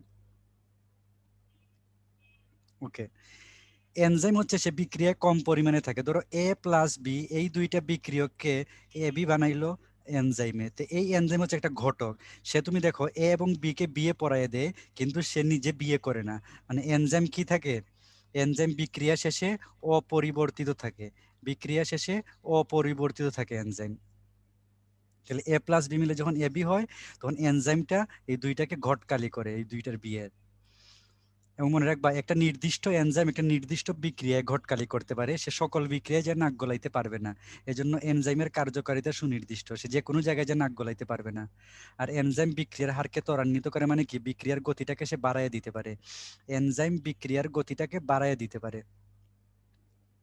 আর প্রায় সব এনজাইম পানিতে দ্রবণীয়। এনজাইমগুলো প্রোটিন পানিতে দ্রবণীয়, শুধুমাত্র লিপোপ্রোটিন জাতীয় এনজাইম ছাড়া, কারণ ওইখানে লিপিড থাকে যেটা পানিতে দ্রবণীয় না। হ্যাঁ, প্রভাবক আর ঘটক অনুঘটক সেম কাজ এগুলা, ঠিক আছে, সেম জিনিস। এখন তোমাদের এনজাইমটা এক ধরনের প্রোটিন, এটা পড়ছো। এখন একটা মোস্ট ইম্পর্টেন্ট জিনিস তোমাদের আমি দেখাবো, যেটা অনেক সংজ্ঞা এখান থেকে পরীক্ষায় আসে। যেমন আমি যদি ধরি এনজাইম, তাহলে এই এনজাইমটা দুই রকম হইতে পারে। এনজাইম তো এক ধরনের প্রোটিন, যেমন আমরা পড়ছি সরল প্রোটিন এবং যৌগিক প্রোটিন, তাই না? তাহলে এনজাইমটা প্রথম হচ্ছে সরল এনজাইম, আমরা পড়বো সরল এনজাইম। আর আরেকটাকে আমরা বলবো যৌগিক এনজাইম। সরল এনজাইম এবং যৌগিক এনজাইম বা যুগ্ম এনজাইম, রাইট, যুগ্ম এনজাইম। যুগ্ম এনজাইম মানে কি? যুগ্ম এনজাইম মানে তার মধ্যে দুইটা জিনিস পাওয়া যায়, প্রোটিনও পাওয়া যায় তার মধ্যে, আর প্রোটিনের সাথে কিছু ভেজাল হিসেবে অপ্রোটিন অংশ পাওয়া যায়। এই অপ্রোটিন অংশ বিভিন্ন রকম হইতে পারে। এটা হইতে পারে মেটাল, যেমন কপার, জিঙ্ক, সিলভার, এগুলা। এটা হইতে পারে বিভিন্ন জৈব পদার্থ, বিভিন্ন জৈব পদার্থ হইতে পারে। এখন আমরা আসি কোনটার নাম কি। আমি দেখো ভাগটা কিভাবে করছি একটু দেখো। হ্যাঁ, বৈজ্ঞানিক নাম লাগবে, যেগুলো স্লাইডে দেওয়া থাকে ওগুলো লাগবে ভাইয়া। ওকে, তাহলে তুমি দেখো এনজাইম দুই রকম। এনজাইম যেহেতু এক ধরনের প্রোটিন, আমরা আগেই পড়ছি, তাহলে প্রোটিন সরল প্রোটিন এবং যৌগিক প্রোটিন পড়ছিলাম না, সরল এনজাইম এবং যৌগিক এনজাইম। যৌগিক এনজাইম মানে সেখানে ভেজাল আছে, প্রোটিনের সাথে অপ্রোটিন অংশ আছে। তাহলে যৌগিক এনজাইমকে মনে রাখবা আমরা বলি কনজুগেটেড এনজাইম। একটু খেয়াল করো, এনজাইমের যৌগিক মানে যৌগিক এনজাইমকে আমরা বলি কনজুগেটেড এনজাইম। কনজুগেটেড এনজাইমের যে প্রোটিন অংশ, এই প্রোটিন অংশটাকে আমরা বলি অ্যাপো এনজাইম। প্রোটিন অংশের নাম হচ্ছে অ্যাপো এনজাইম, আর অপ্রোটিন অংশের নাম হচ্ছে প্রোস্থেটিক গ্রুপ। দেখো, প্রোস্থেটিক গ্রুপ বলি আমরা। অপ্রোটিন অংশের নাম হচ্ছে প্রোস্থেটিক গ্রুপ। এই প্রোস্থেটিক গ্রুপটা যদি মেটাল হয়, তখন তার নাম হবে কোফ্যাক্টর। আর এই প্রোস্থেটিক গ্রুপটা যদি বিভিন্ন জৈব পদার্থ হয়, তাহলে তার নাম হবে কোএনজাইম। জৈব পদার্থ হলে তার নাম কোএনজাইম। তাহলে আমরা কি বললাম, এনজাইম দেখো, কনজুগেটেড এনজাইম কাকে বলে, প্রোস্থেটিক গ্রুপ কাকে বলে, কোএনজাইম কি, কোফ্যাক্টর কি, অ্যাপোএনজাইম কি, এই সংজ্ঞাগুলো পড়লাম আমরা। এখন আমি আবার একটু বলি, তোমরা যারা যারা একটু মনোযোগ দিয়ে শোনো, অনেক প্রশ্ন আসতে পারে এখান থেকে। এনজাইম হচ্ছে দুই রকম, সরল এনজাইম, যৌগিক এনজাইম। সরল এনজাইমটাকে বলি আমরা হলো এনজাইম, হলো এনজাইম। আর যৌগিক এনজাইমটাকে বলি আমরা কনজুগেটেড এনজাইম। যৌগিক এনজাইমের তুমি দেখো, যৌগিক এনজাইমের যে প্রোটিন অংশটা, যৌগিক এনজাইমে প্রোটিনও থাকতে পারে, প্রোটিনের সাথে অপ্রোটিন থাকে। যৌগিক এনজাইমের প্রোটিন অংশটাকে আমরা বলি অ্যাপো এনজাইম, আর অপ্রোটিন অংশটাকে আমরা বলি প্রোস্থেটিক গ্রুপ। তাহলে প্রোস্থেটিক গ্রুপ সংজ্ঞা যদি আসে কিভাবে দিবা, যে একটা যৌগিক এনজাইমের অপ্রোটিন অংশকে প্রোস্থেটিক গ্রুপ বলা হয়। একটা যৌগিক এনজাইমের অপ্রোটিন অংশ যদি মেটাল হয় তাহলে তার নাম, দেখো মেটাল তৈরি হয়, ধাতু তৈরি হয় ফ্যাক্টরিতে, তাই না? এজন্য তার নাম মনে রাখবা কোফ্যাক্টর। তাহলে যৌগিক এনজাইমের প্রস্থেটিক গ্রুপ যদি মেটাল হয় কোফ্যাক্টর, আর যৌগিক এনজাইমের যদি প্রস্থেটিক গ্রুপ জৈব পদার্থ হয় তাহলে তার নাম হবে কোএনজাইম। তাহলে আন্ডা বাচ্চারা তোমরা এই পর্যন্ত ক্লিয়ার কিনা যে কোএনজাইম কি, কোফ্যাক্টর কি, প্রস্থেটিক গ্রুপ কি? এখান থেকে ইজিলি সংজ্ঞাটা বের করতে পারবা। এটা পিডিএফ এ থাকবে, খাতার মধ্যে নোট করে রাখবা। ক্লিয়ার কিনা? লেখো সিসি লিখে দাও, ক্লিয়ার কিনা। ক্লিয়ার না মনে হয় সবাই? ওকে, থ্যাংক ইউ। তাহলে এইটা আগের পেজে আমি লিখে ফেলছি, এটার দরকার নাই। তালাচাবি মতবাদ কি? এই তালাচাবি মতবাদ মানে ধরো এইটা একটা বিক্রিয়ক, এইটা আরেকটা বিক্রিয়ক, আর এইটা হচ্ছে একটা এনজাইম, তাই না? তাহলে একটা এনজাইমের মধ্যে এরকম একটু কিছু জায়গা থাকে যেখানে এই বিক্রিয়কগুলা যে যুক্ত হয়, মানে এই বিক্রিয়াটা এইখানে লাগবে, আর এই বিক্রিয়ককে আমরা ইংলিশে বলি সাবস্ট্রেট। বিক্রিয়ককে ইংলিশে বলা হয় সাবস্ট্রেট। তাহলে এই সাবস্ট্রেট বা বিক্রিয়কটা এইখানে যায় লাগবে। তাহলে একটা বিক্রিয়ক এনজাইমের যে জায়গার মধ্যে যায় লাগবে, তুমি দেখো এখানে একটা বিক্রিয়ক একটা এনজাইমের যে জায়গার মধ্যে যায় লাগবে, এনজাইমের ওই জায়গাটাকে বলি আমরা অ্যাক্টিভ সাইট। তাহলে এই যে এই জায়গাটার নাম কি? এনজাইমের অ্যাক্টিভ সাইট বলি। তাহলে সংজ্ঞা আসতে পারবা না? একটা এনজাইমের যে অংশের মধ্যে বিক্রিয়ক যে যুক্ত হয় তার নামই হবে অ্যাক্টিভ সাইট। আর অ্যাক্টিভ সাইটে যখন বিক্রিয়কগুলা খাপে খাপ মিলে যাবে, তালাচাবির মতো বিক্রিয়া হয়ে যাবে। এনজাইমের কার্যকারিতার প্রভাবক, এনজাইম একটা নির্দিষ্ট তাপমাত্রায় কাজ করে সবচেয়ে বেশি, সেটা মনে রাখবা। 35 থেকে দূর, ইংলিশ বাংলা দুইটা হয়ে গেছে। 35 থেকে 40 ডিগ্রি সেন্টিগ্রেড তাপমাত্রায় সে বেশি কাজ করে, এটাকে বলে আমরা এনজাইমের অপটিমাম টেম্পারেচার। আর এনজাইমের অপটিমাম পিএইচ কত? 6 থেকে 9 পিএইচ এসে ভালো কাজ করে। তাহলে তাপমাত্রা এবং পিএইচটা একটু ভালো করে দেখবা কত থেকে কাজ করে। এছাড়া দুইটা এনজাইম খুব ইম্পর্টেন্ট, পেপসিন এবং ট্রিপসিন, মনে রাখবা। এই দুইটা এনজাইম ইম্পর্টেন্ট কেন? তুমি দেখো পেপসিন খুব কম পিএইচে কাজ করে, কারণ পেপসিন পাওয়া যায় আমাদের কোথায়? আমাদের পাকস্থলীতে পাওয়া যায়। পাকস্থলীতে প্রচুর পরিমাণে HCl বা হাইড্রোক্লোরিক অ্যাসিড থাকে। আর পাকস্থলীতে হাইড্রোক্লোরিক অ্যাসিড থাকার কারণে পাকস্থলীর পিএইচ অনেক কম, মাত্র 2 থাকে। এজন্য পাকস্থলীর পেপসিন 2 পিএইচে কাজ করে। এই ট্রিপসিনটা থাকে আমাদের ডিউডেনামে, তোমরা জানো ক্ষুদ্রান্তের ডিউডেনাম, ডিউডেনামে থাকে। ডিউডেনামে পিত্তরস থাকার কারণে ডিউডেনামের পরিবেশটা ক্ষারীয়, এজন্য ট্রিপসিন 8 পিএইচে কাজ করে, 8 পিএইচে কাজ করে। এছাড়া ইউরিয়েজ তুমি দেখো নিউট্রাল পিএইচে কাজ করে সে 7, সেলুলোজ 5 পিএইচে কাজ করে, একটু দেখে নিবা। এনজাইমের কার্যকারিতার প্রভাবক, কিছু কিছু পদার্থ আছে এনজাইমের কাজকে বাড়াইয়া দেয়, এনজাইমের কাজগুলাকে বাড়াইয়া দেয়, সেগুলাকে আমরা বলি এনজাইম অ্যাক্টিভেটর অথবা প্রোহিবিটর। ঠিক আছে? আর কিছু পদার্থ আছে, মোস্ট ইম্পর্টেন্টলি যে এই 3টা পদার্থ পড়াই লাগবে, যেগুলো এনজাইমের কার্যক্ষমতা কমিয়ে দেয়, এনজাইমের কাজটাকে, মানে এনজাইমের গলা টিপে ধরে যে তোরা কাজ করতে দিব না, বিক্রিয়কের সাথে তোরা লাগতে দিব না, তাহলে বিক্রিয়ার গতি তখন কমে যায়। এগুলা তখন বলা হয় এনজাইম ইনহিবিটর। এনজাইম ইনহিবিটর বলা হয়, ইনহিবিট মানে বাধা দেয়া, এনজাইমকে যারা বাধা দেয় তাদেরকে বলা হয় এনজাইম ইনহিবিটর, যেমন সিলভার, জিঙ্ক এবং কপার। ঠিক আছে? সিলভার, জিঙ্ক এবং কপার। তাহলে দেখো সাবস্ট্রেট মানে বিক্রিয়ক, এনজাইম, আর প্রোডাক্ট মানে হচ্ছে ঘনত্ব, এগুলোর উপর বিক্রিয়ার উপর নির্ভর, ঘনত্বের উপর নির্ভর করে। আর অ্যাক্টিভেটর মানে কি? অ্যাক্টিভেটর মানে হচ্ছে এই যেগুলা যেগুলো এনজাইমের কাজকে বাড়ায়। আর প্রতিরোধক মানে কি? যেগুলো এনজাইমের বিক্রিয়াকে কমায়। এনজাইমের ব্যবহারের ক্ষেত্রে তুমি দেখো জাইমেজ এনজাইমটা, এই জাইমেজ এনজাইম ফার্মেন্টেশন প্রক্রিয়ায় সহায়তা করে। ফার্মেন্টেশনকে বাংলা বলা হয় গাজন বা পচন, যেখানে পরবর্তীতে ইথাইল অ্যালকোহল বা মদ তৈরি হয়। এই যে ইউরোবাইলেজ, আমাদের ধমনির মধ্যে কোনো জায়গায় যদি ব্লক হয়, তখন ইউরোবাইলেজ দিয়ে ওই ব্লকটাকে কি করা হয়? ছোটানোর যে ইউরো দিতে পারে। তাহলে ইউরোবাইলেজ ধমনি বা মস্তিষ্কের রক্ত জমাট বা ব্লকটাকে কি করতে পারে? গলায় দিতে পারে। রক্ত জমাট বেঁধে গেলে স্ট্রোক হয়ে যায় মাঝে মধ্যে আমাদের, ওটা গলায় দিতে পারে। ট্রিপসিন মোস্ট ইম্পর্টেন্ট জিনিস এইখানের, এটা চোখের ছানি অপারেশন, এটা ব্যবহার অস্ত্রোপচারে ব্যবহার করা হয়। মানে ট্রিপসিন এনজাইম দিয়ে চোখের ছানি কাটা হয়, মনে রাখবা, চোখের ছানি কাটা হয়। এছাড়া রেনিন এনজাইম দুধের মধ্যে থাকে, ওটা দিয়ে পনির তৈরি করি, তো পনির তৈরি করা যায়। যে রেনিন দিয়ে কি তৈরি করা যায়? রেনিন হচ্ছে একটা দুধের এনজাইম যেটা দিয়ে পনির তৈরি করা যায়। ওকে? রেনিন দিয়ে পনির তৈরি করা যায়। এছাড়া তুমি দেখো রক্তে ইউরিয়া এবং ইউরেজ, বাকিটা একটু দেখে নিবা, খুব ইম্পর্টেন্ট না, যেগুলো তোমাদের বললাম জাইমেজ, ইউরোবাইলেজ, ট্রিপসিন আর রেনিন খুবই ইম্পর্টেন্ট। আর সব জায়গায় তোমরা জানো রেস্ট্রিকশন দিয়ে কাটা হয়, লাইগেজ দিয়ে জোড়া লাগানো। আমাদের এনজাইম, চোখের ছানি অপারেশনে কোন এনজাইমটি ব্যবহার করা হয়, এইটা যদি না পারো একদম আন্ডা বাচ্চারা খবর আছে এক একটা, ঠিক আছে, শাস্তি আছে সবার জন্য, সবার জন্য শাস্তি আছে এখন।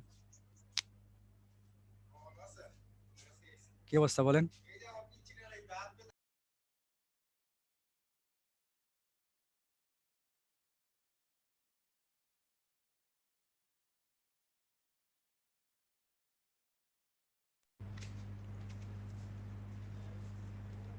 একশো পার্সেন্ট কখনো হয় না রে, 100% কখনো হয় না।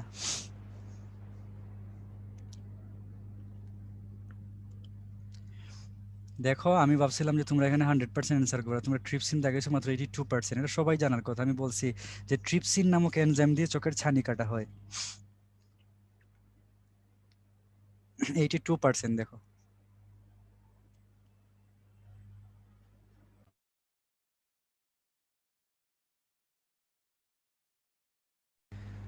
ওকে, একটু দাগানোর ক্ষেত্রে সাবধান, যা বলি একটু কানে নেওয়ার চেষ্টা করবা, হ্যাঁ? কারণ তুমি দেখবা যে তুমি যদি চান্স না পাও তাহলে অন্য কেউ এই সিটটা ঠিকই নিয়ে যাবে। তুমি যদি না পড়ো অন্য কেউ ঠিকই পড়তেছে। তোমার আগে যারা ঢাকা বিশ্ববিদ্যালয়ে চান্স পাইছে তারাও তোমার মতো, তোমার পরবর্তীতে যারা ঢাকা বিশ্ববিদ্যালয়ে চান্স পাবে তারাও তোমার মতো। সো তুমি মাঝখান থেকে আউট হয়ে যাবে না। এই এই প্লেসটা তোমার জন্য, তুমি এখান থেকে কখনোই নিজে থেকে কুইট করবা না। আর কুইট না করার উপায় হচ্ছে কষ্ট করে লেগে থাকা। পড়াশোনাটা খুব কষ্ট। এই মুহূর্তে তোমাকে যদি বলা হয় যে তোর পড়াশোনা করা লাগবে না, ঢাকা বিশ্ববিদ্যালয়ে তোর চান্স পাওয়াই দিব, তুই 3 মাস রাস্তার মধ্যে মাটি কাটবি, আমার মনে হয় সবগুলা ছেলে রাজি হয়ে যাবে মাটি কাটার জন্য। কি রাজি হবে না তোমরা? রাজি হবা কিনা বলো? যে তোর মেয়েদেরকে বলেছে তো সারা দিন রাত ঘর মুছবি, কাপড় ধুবি, যা ঘরের কাজে সব করবি, মেয়েরা রাজি, সবাই রাজি একদম।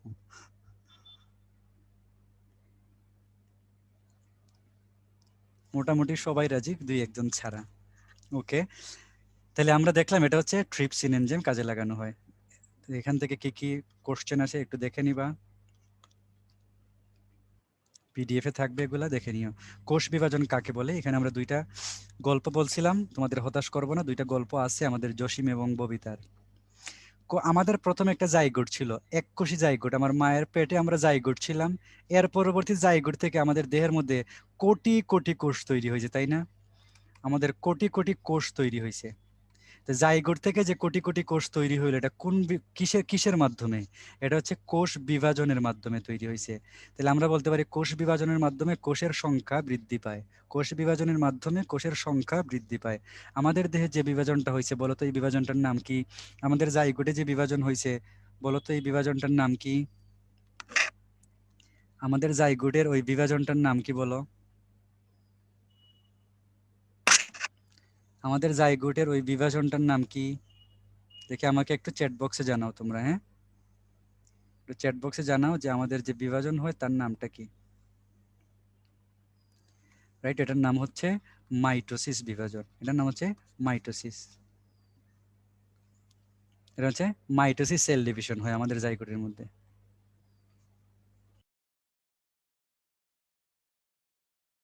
তো এটা হচ্ছে মাইটোসিস সেল ডিভিশন, ক্লিয়ার? তাহলে এখন তুমি দেখো এই মাইটোসিস সেল ডিভিশনের ছাড়াও আরো কিছু সেল ডিভিশন আছে।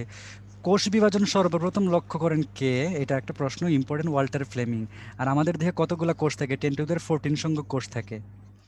এবং সামুদ্রিক সালামান্ডার মাছের মধ্যে যেমন ট্রাইচুরাস মেকুলোসা নামে একটা মাছ আছে, সালামান্ডার, এর মধ্যে কোষ বিভাজন লক্ষ্য করেন। এবং সর্বপ্রথম যে কোষ বিভাজনটা লক্ষ্য করেন সেটা ছিল মাইটোসিস। মাইটোসিস বিভাজনটা লক্ষ্য করেন। তাহলে কোষ বিভাজন কয় রকম? 3 রকম, এমাইটোসিস, মাইটোসিস এবং মিওসিস।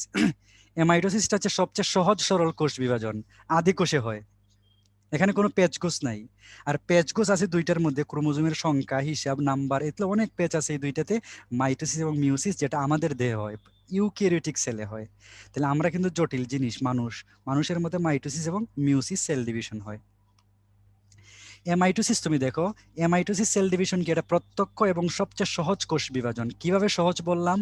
এই দেখো একটা কোষ আছে, এই কোষের ভিতরে এরকম একটা নিউক্লিয়াস থাকে, এটা ডাম্বেল আকৃতির নিউক্লিয়াস বলি আমরা এটাকে।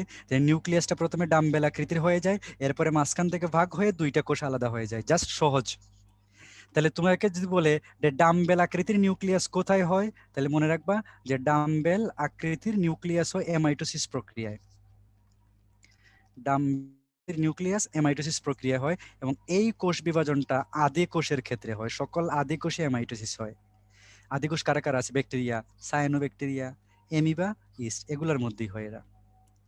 কিছু কিছু কোষ আছে যাদের কখনোই কোনো বিভাজন হয় না, বিভাজন হয় না, নাম শুনলেই বুঝতে পারবে এগুলো। তুমি দেখো শুক্রাণু, ডিম্বাণু, এগুলাকে বলে আমরা জনন কোষ বা গ্যামেট। আচ্ছা, শুক্রাণু তৈরি হওয়ার পরে এই শুক্রাণুতে কখনো আর বিভাজন হবে না, হয় শুক্রাণু মারা যাবে অথবা নতুন করে শুক্রাণু তৈরি হবে শুক্রাণু মাতৃকোষ থেকে, কিন্তু একটা শুক্রাণু থেকে আরেকটা শুক্রাণু তৈরি হবে না, কোষ বিভাজন হবে না। ডিম্বাণুর মধ্যে কোনো কোষ বিভাজন হবে না, কারণ মেয়েদের ক্ষেত্রে ডিম্বাণু তৈরি হয় একটা, তোমরা জানো তাই না? মানে একটা ডিম্বাণু তৈরি হয়, যদি এই ডিম্বাণু বিভাজন হয় আর 8টা 10টা ডিম্বাণু হয়ে যেত, তাহলে বাচ্চা হয়ে যেত কিন্তু 8-10টা, যেটা সম্ভব না। যে ডিম্বাণু তৈরি হওয়ার পরে এই ডিম্বাণু কিংবা শুক্রাণুর মধ্যে কখনোই কোনো কোষ বিভাজন হবে না। মানুষের স্নায়ুতে, স্নায়ুকোষ বা নিউরনে কোষ বিভাজন হয় না, তোমরা এটা সবাই থেকে জানো। হৃৎপেশিতে হয় না, এবং কোনো ধরনের কোনো রক্তকণিকার মধ্যে কোনো কোষ বিভাজন হয় না, সেটা হোক লোহিত রক্তকণিকা বা আরবিসি, ডাব্লিউবিসি বা শ্বেত রক্তকণিকা বা প্লাটিলেট বা অনুচক্রিকার মধ্যে। মাইটোসিস কাকে বলে? মাইটোসিস মনে রাখবা, মাইটোসিস প্রক্রিয়া দুই রকম চিন্তা করো। ক্রোমোজোম সংখ্যা সবসময় সমান থাকে এবং একটা কোষ থেকে দুইটা কোষ তৈরি হয়। ক্রোমোজোম সংখ্যা সমান থাকে, তুমি দেখো আবার একটা কোষ থেকে দুইটা কোষ তৈরি হয়। বুঝতে পারলা কিনা জিনিসটা? বোঝার কথা আসলে। তুমি দেখো যে ক্রোমোজোম সংখ্যা সমান, ক্রোমোজোম সংখ্যাটা এখানে সমান, 2n থেকে মা থেকে দুইটা 2n যুক্ত কোষ তৈরি হয়েছে, আর হ্যাপ্লয়েড কোষ থেকে দুইটা হ্যাপ্লয়েড তৈরি হয়েছে। তাহলে একটা কোষ থেকে দুইটা কোষ তৈরি হয়, ক্রোমোজোম সংখ্যা সমান, একে সমীকরণিক বিভাজন বলি। ওই যে ওয়াল্টার ফ্লেমিং সামুদ্রিক সালামান্ডার মাছ, এটা লক্ষ্য করেন। মাইটোসিস বিভাজন হইতে গেলে প্রথমে নিউক্লিয়াসের বিভাজন হয়। নিউক্লিয়াসকে গ্রিক ভাষায় বলা হয় ক্যারিয়ন। তাহলে নিউক্লিয়াসের বিভাজনটাকে আমরা কি বলতে পারি? ক্যারিওকাইনেসিস। আর সাইটোপ্লাজমের যে বিভাজনটা হয় সেটাকে আমরা বলি সাইটোকাইনেসিস। তাহলে মাইটোসিস বিভাজন দুই প্রক্রিয়া হয়, প্রথমে নিউক্লিয়াসের বিভাজন, পরে সাইটোপ্লাজমের বিভাজন। নিউক্লিয়াসের বিভাজনকে, নিউক্লিয়াসের নাম ক্যারিয়ন, তার নাম ক্যারিওকাইনেসিস, আর সাইটোপ্লাজমের বিভাজনের নাম সাইটোকাইনেসিস। আমরা দুইটা জিনিস বুঝে গেলাম। ওকে, ক্যারিওকাইনেসিস তুমি দেখো 5টা ধাপে সম্পন্ন হয়, মানে নিউক্লিয়াসের বিভাজন ধাপে ধাপে হয়, 5টা ধাপ। সবার 1 নাম্বারটার নাম হচ্ছে প্রোফেজ। প্রো মানে পূর্বে, পূর্বেরটার নাম হবে প্রোফেজ, মানে সবচেয়ে পূর্বেরটার নাম হবে প্রোফেজ। মাঝখানের নাম হচ্ছে মেটা, মেটা শব্দের অর্থ হচ্ছে মধ্য। আর একদম প্রান্তেরটার নাম হচ্ছে টেলোফেজ। টেলো মানে হচ্ছে প্রান্ত, মনে রাখবা, সবচেয়ে প্রান্তেরটার নাম টেলোফেজ। আর মেটার আগেরটার নাম তাইলে কি হবে? প্রো মানে পূর্বে, তাহলে মেটার আগে কি? প্রোমেটা। দেখছো কথাটা? প্রোমেটা। আর টেলোফেজ এবং এনাফেজের আগ পর্যন্ত আমরা দেখবো ববিতা কান্নাকাটি করতে করতে বাবার বাড়ির দিকে দৌড়াইয়া যায়। আমরা ববিতার একটা কাহিনী পরে শুনবো। যখন ববিতা কান্নাকাটি করতে করতে বাবার বাড়ির দিকে দৌড়ায়, মানে ক্রোমোজোম গুলো যখন দৌড়াইতে থাকে, তখন তার নাম হচ্ছে এনাফেজ। যে গতিশীল অবস্থায় থাকে ক্রোমোজোম, এনাফেজ পর্যায়ে। কোষ চক্র কাকে বলে?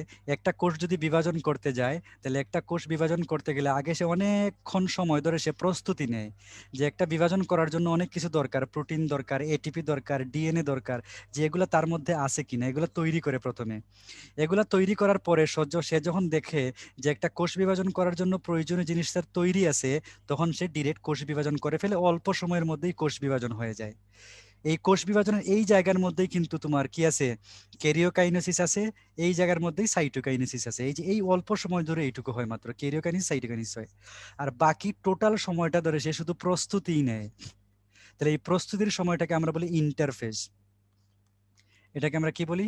এই প্রস্তুতির সময়টার নামই হচ্ছে ইন্টারফেজ, আর বাকিটুকু অংশের নাম হচ্ছে বিভাজন পর্যায় বা মাইটোটিক ফেজ বলি। তার মানে কি, তুমি দেখো তোমরা 2 বছর পড়াশোনা করো মাত্র 1 মাস ইন্টার পরীক্ষা দেওয়ার জন্য, তাই না? তাহলে প্রস্তুতির সময়টা অনেক লম্বা, আর পরীক্ষা বা কোষ বিভাজনের সময়টা হচ্ছে খুব অল্প, মাত্র 5 থেকে 10% সময় সে বিভাজন করে, আর 90 থেকে 95% সময় ধরে সে খালি প্রস্তুতি নেয়। এখন প্রস্তুতি যদি নিতে না পারে, তাহলে ওই সেলের কখনোই আর কোনো কোষ বিভাজন হবে না। এই প্রস্তুতি পর্যায়টার 3টা ভাগ আছে, G1, S ফেজ এবং তুমি দেখো G2 ফেজ। এস ফেজ আর এটা হচ্ছে জি টু ফেজ। এই তিনটা ফেজে তিন রকম ঘটনা ঘটে, আমরা পরবর্তীতে দেখব। আর অল্প একটু সময় ধরে সে বিভাজন করে, বলছি না মাত্র 5 থেকে 10% সময়। তার মধ্যে আবার ক্যারিওকাইনেসিস আছে, মানে এই 5টা পর্যায় মিলে ক্যারিওকাইনেসিস, আর এইটা হচ্ছে সাইটোকাইনেসিস। এই অল্প একটু সময় যে 5 থেকে 10%, তার মধ্যে নিউক্লিয়াসের বিভাজন হয়, সাইটোপ্লাজমের বিভাজন হয়। তুমি দেখো 5 থেকে 10%, এটাকে মাইটোটিক ফেজ বলি আমরা বা এম ফেজ। আর 95% সময় ব্যয় হয় ইন্টারফেজে। জি1 ফেজে কি হয়, একটা প্রোটিন তৈরি হয় সাইক্লিন, ঠিক আছে? তাহলে মনে রাখতে পারো জিসি, যেমন চিটাঙ্গাটা মোর আছে জিসি মোর, তাই না? জিইসি যদিও, তাহলে জিসি মনে রাখতে পারো, সাইক্লিন প্রোটিন তৈরি হয়। আর এস ফেজ, এস মানে সিনথেসিস, সিনথেসিস মানে তৈরি হওয়া, আমরা এটাকে বলি ডিএনএ সিনথেসিস বলি আমরা। তাহলে সিনথেসিস ফেজে ডিএনএ সিনথেসিস হয় বা ডিএনএ অনুলিপন হয়, নতুন ডিএনএ তৈরি হয়। আর গ্যাপ টু পর্যায়ে তুমি দেখো প্রচুর এটিপি দরকার হয়, এই এটিপিটা তৈরি হয়। এটিপি এবং ম্যাচুরেশন ফ্যাক্টর তৈরি হয়, কারণ একটা সেল বিভাজন হওয়ার পরে তাকে ম্যাচিউর হয়ে বড় হইতে হয়। এই ম্যাচুরিং ফ্যাক্টরটা তৈরি হয় জি টু ফেজে। যখন দেখা যায় cyclin protein, DNA, ATP, maturation factor সব ঠিক আছে, তখনই সে কি করে, কোষ বিভাজনে চলে যায়। আর কোষ বিভাজন শুরু হয় ক্যারিওকাইনেসিস দিয়ে। এই যে ক্যারিওকাইনেসিসের ধাপগুলা তুমি দেখো, প্রোফেজ, প্রোমেটাফেজ। আগে কিন্তু ধাপগুলা সিরিয়াল ওয়াইজ মনে রাখা লাগবে ভাইয়া। Prophase, prometaphase, metaphase, anaphase, telophase, সবচেয়ে শেষেরটার নাম হচ্ছে টেলোফেজ।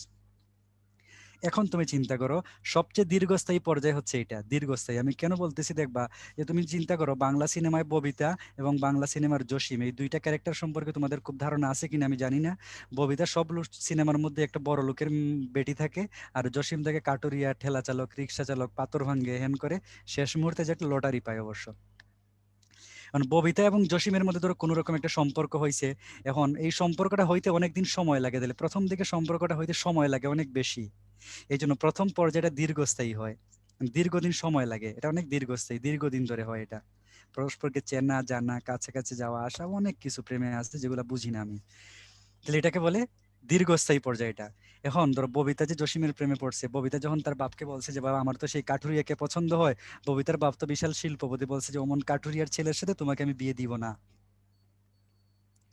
অমন কাটুরিয়ার ছেলের সাথে তোমাকে বিয়ে দিব না। ববিতা তখন করছে মনের কষ্টে কাইন্দে দিছে, বাপ মানে নাই, কি করবে, কেঁদে দিছে।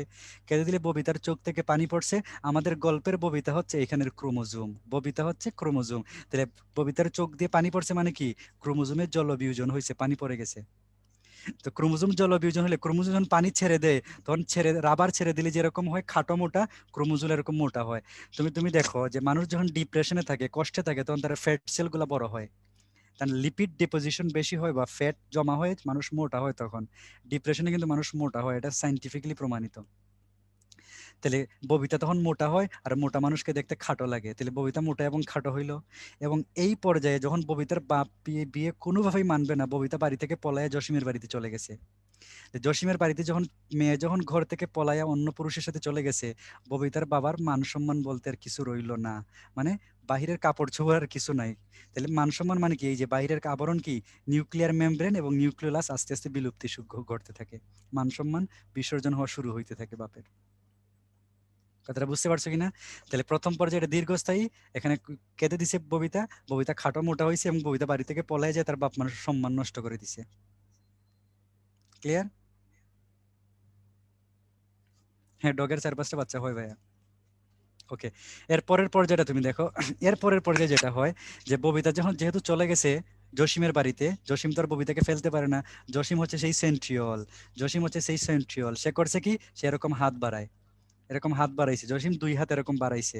জসিম যখন হাত বাড়ায়, তখন এইটাকে আমরা বলি স্পিন্ডেল যন্ত্র, এটার নাম হচ্ছে স্পিন্ডেল যন্ত্র বলি আমরা এটাকে। তাহলে স্পিন্ডেল যন্ত্র তৈরি হয়। এরকম হাত আরো অনেকেই বাড়ায় ববিতার প্রতি, কিন্তু ববিতা সবার ডাকে সাড়া দেয় না। ববিতা কার বাহু বন্ধনে যাবে, ববিতা জসিমের বাহু বন্ধনে যাবে, তাই না? তাহলে এই জসিমটাই হচ্ছে, তো এই যে ববিতা নাচতে নাচতে যে কার মধ্যে যে, কার হাতের বাহু বন্ধনে যাবে, জসিমের। ববিতা যার বাহু বন্ধনে যাবে, তার স্পিন্ডল যন্ত্রকে আমরা তখন বলি ট্র্যাকশন ফাইবার। সবাই হাত বাড়াইছে, সবাই স্পিন্ডল ফাইবার বা স্পিন্ডল যন্ত্র, কিন্তু ববিতা যার হাতের মধ্যে গেছে, ওর হাতটাকে স্পেশালি বলি আমরা ট্র্যাকশন ফাইবার। তাহলে ববিতা তো জসিমের হাতেই গেছে, এখানে জসিমের হাতটা হচ্ছে ট্র্যাকশন ফাইবার। এবং আমরা বলছি না যে ববিতা নাচতে নাচতে তখন কি করে, জসিমের বাহু বন্ধনে যায়, তার মানে এখানে ক্রোমোজোমাল ডান্সিং ক্রোমোজোম দেখা যায়, ক্রোমোজোমাল নৃত্য দেখা যায় এখানে। বুঝতে পারছি কিনা আমরা?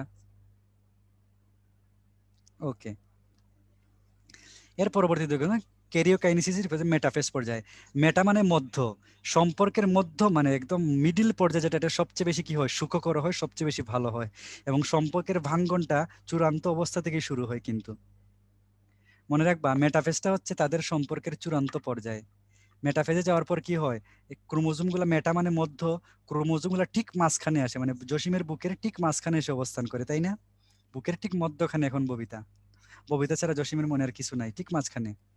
এরপরে তুমি দেখো, এখন তো জসিমকে ববিতা পায়ে গেছে, মনের আনন্দে আরো বেশি খাওয়া দাওয়া করছে, ববিতা আরো বেশি মোটা হয়ে গেছে, তাই না?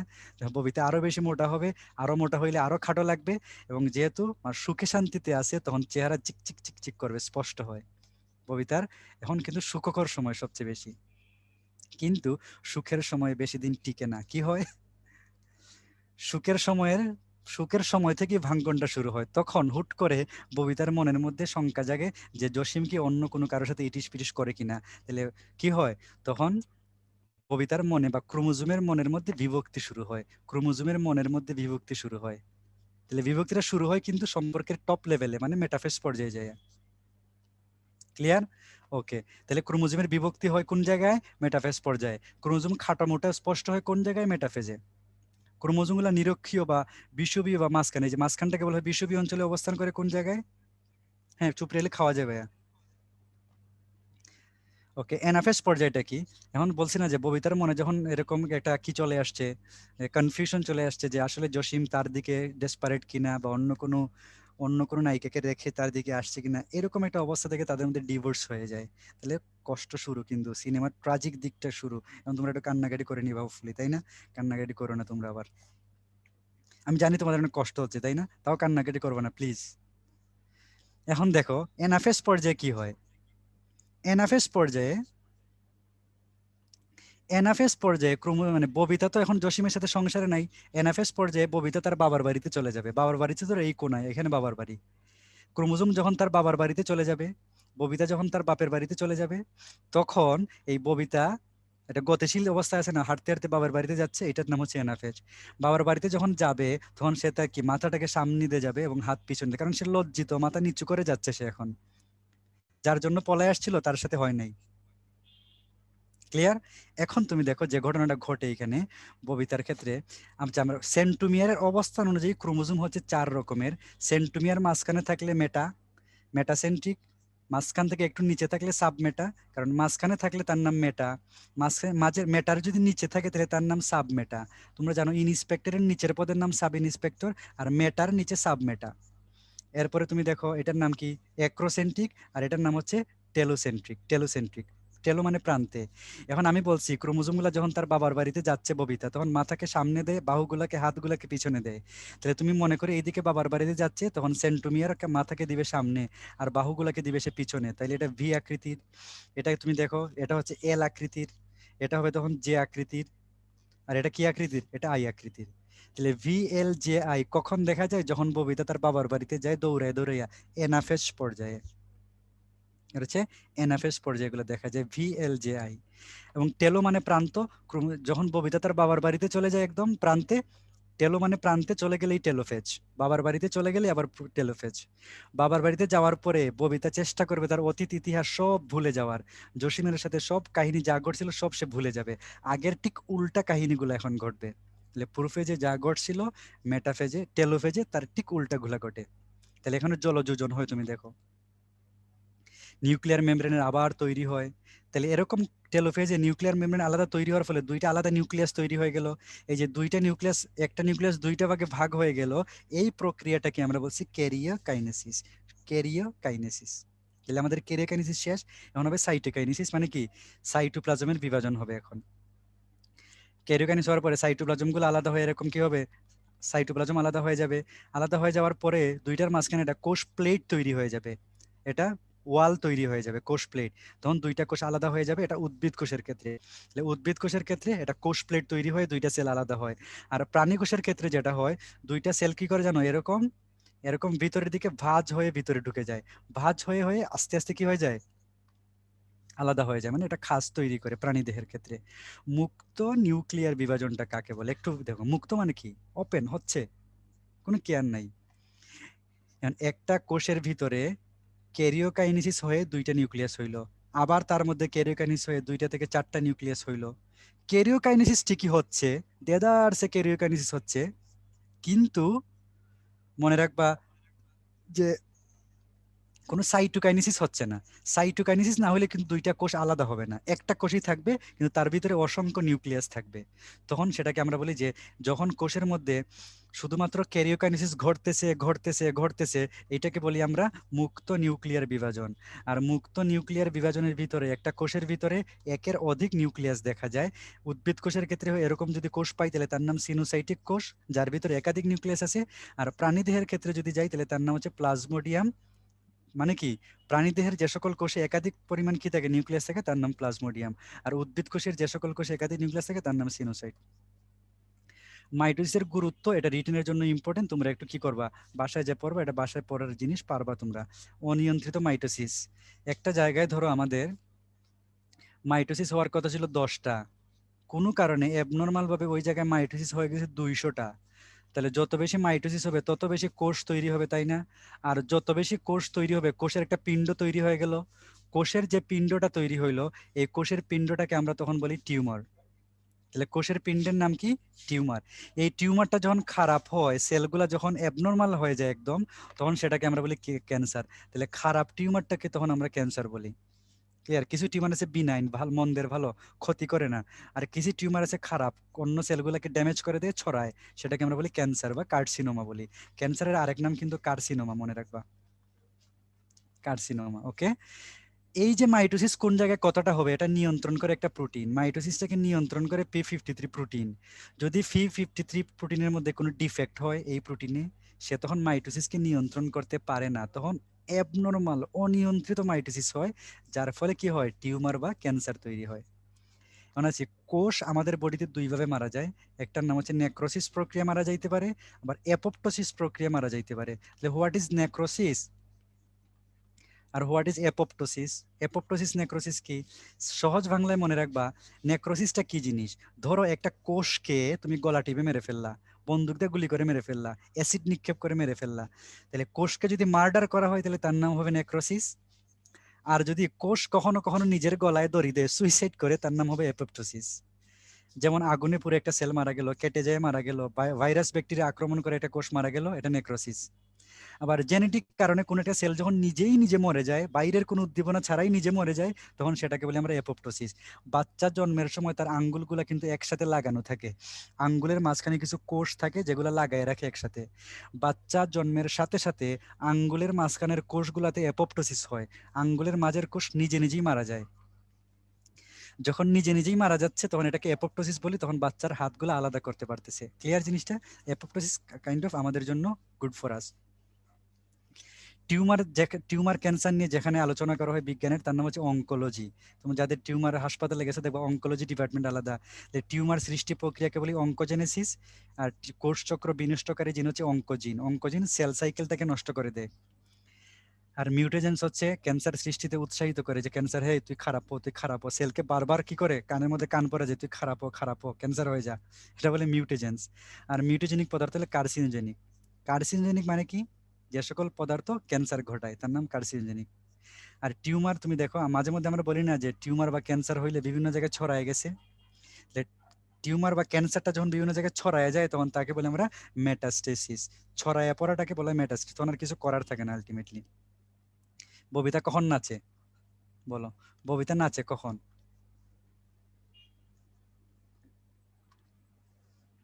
বলো, ববিতা কখন নাচে?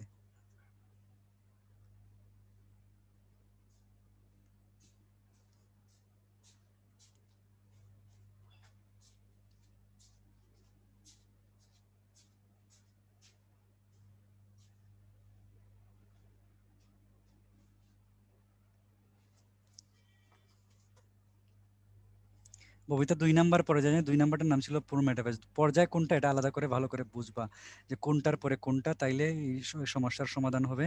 মাত্র 57% রাইট অ্যান্সার করছো, আর একটু হোপফুলি ভালো করতে হবে। ওকে, এরপর তুমি তো মিউসিস। মিউসিস সেল ডিভিশনটা কিরকম তুমি দেখো, প্রথমে একটা সেল ক্রোমোজোম অর্ধেক হয়ে যায়, দেখো 2n থেকে n হয়। এরপরে এইখান থেকে মাইটোসিসের মতো আরেকটা ঘটনা ঘটে।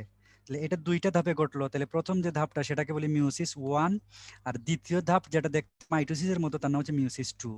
তাহলে মিউসিস কোষ বিভাজন কাকে বলে, যে প্রক্রিয়ায় একটা কোষ থেকে 4টা কোষ তৈরি হয় এবং উৎপন্ন কোষের ক্রোমোজোম সংখ্যা মাতৃদেহের অর্ধেক হয়, তাহলে ক্রোমোজোম হ্রাস পায়, এজন্য তার নাম হ্রাসমূলক বিভাজন। এটা 4টা পর্যায়ে বিভক্ত, প্রথম মিউসিস, আর এটাকে দ্বিতীয় পর্যায়টা মাইটোসিসের মতো বিধায় তাকে সমীকরণিক বা ইকুয়েশনাল বিভাজনও বলা হয়, এটা মাইটোসিসের মতো। তুমি ধাপগুলা দেখো, মিউসিস কয়টা ধাপে হয়, প্রথমে ইন্টারফেজ হয়, ওই যে ইন্টারফেজ মনে আছে কিনা, প্রস্তুতি। এরপরে মিউসিস 1 হয়, এরপরে ইন্টারকাইনেসিস হয়ে মিউসিস 2 হয়। তাহলে মিউসিস 1 এবং 2 এর ইন্টারকাইনেসিস বলি আমরা। মায়োসিস 1 এর মধ্যে 4টা পর্যায় আছে, তুমি দেখো 4টা পর্যায়। এখানে কোন পর্যায়টা নাই খালি এটা মনে রাখবা। বলো তো কোন পর্যায়টা এখানে নাই, বলো মিউসিসে কোন পর্যায়টি এখানে নেই, বলো। রাইট, এখানে প্রোমেটাফেজ পর্যায়টা নাই। মিউসিসে কোনো জায়গায় প্রোমেটাফেজ নাই, মনে রাখবা। আর বাকি সবগুলা সেম সেম একদম, তুমি দেখো এখানে শুধু এক লাগানো হয়েছে যাতে আগেরটার সাথে পার্থক্য করা যায়, এই জন্য। প্রোফেজকে আবার 4 ভাগে ভাগ করা যায়, লেপটোটিন, জাইগোটিন, পেকাইটিন, ডিপ্লোটিন এবং ডায়াকাইনেসিস। এই যে লেপটোটিন পর্যায়টা, এই লেপটোটিনে কি হয় আমরা দেখবো, আমাদের মেইনলি এইগুলা থেকে প্রশ্ন আসে। লেপটোটিনে কি হয় তুমি দেখো, লেপটোটিন প্রথমেই এখন সাকিব খান এবং অপু বিশ্বাস, সাকিব এবং অপুর বিয়ে দিব আমরা এখন, ঠিক আছে, তাদের প্রেম কাহিনী নিয়ে আলোচনা করতেছি। তোমরা রেডি কিনা সাকিব এবং অপুর বিয়ে প্রেম কাহিনীর জন্য? আর রেডি না অন্য কারো?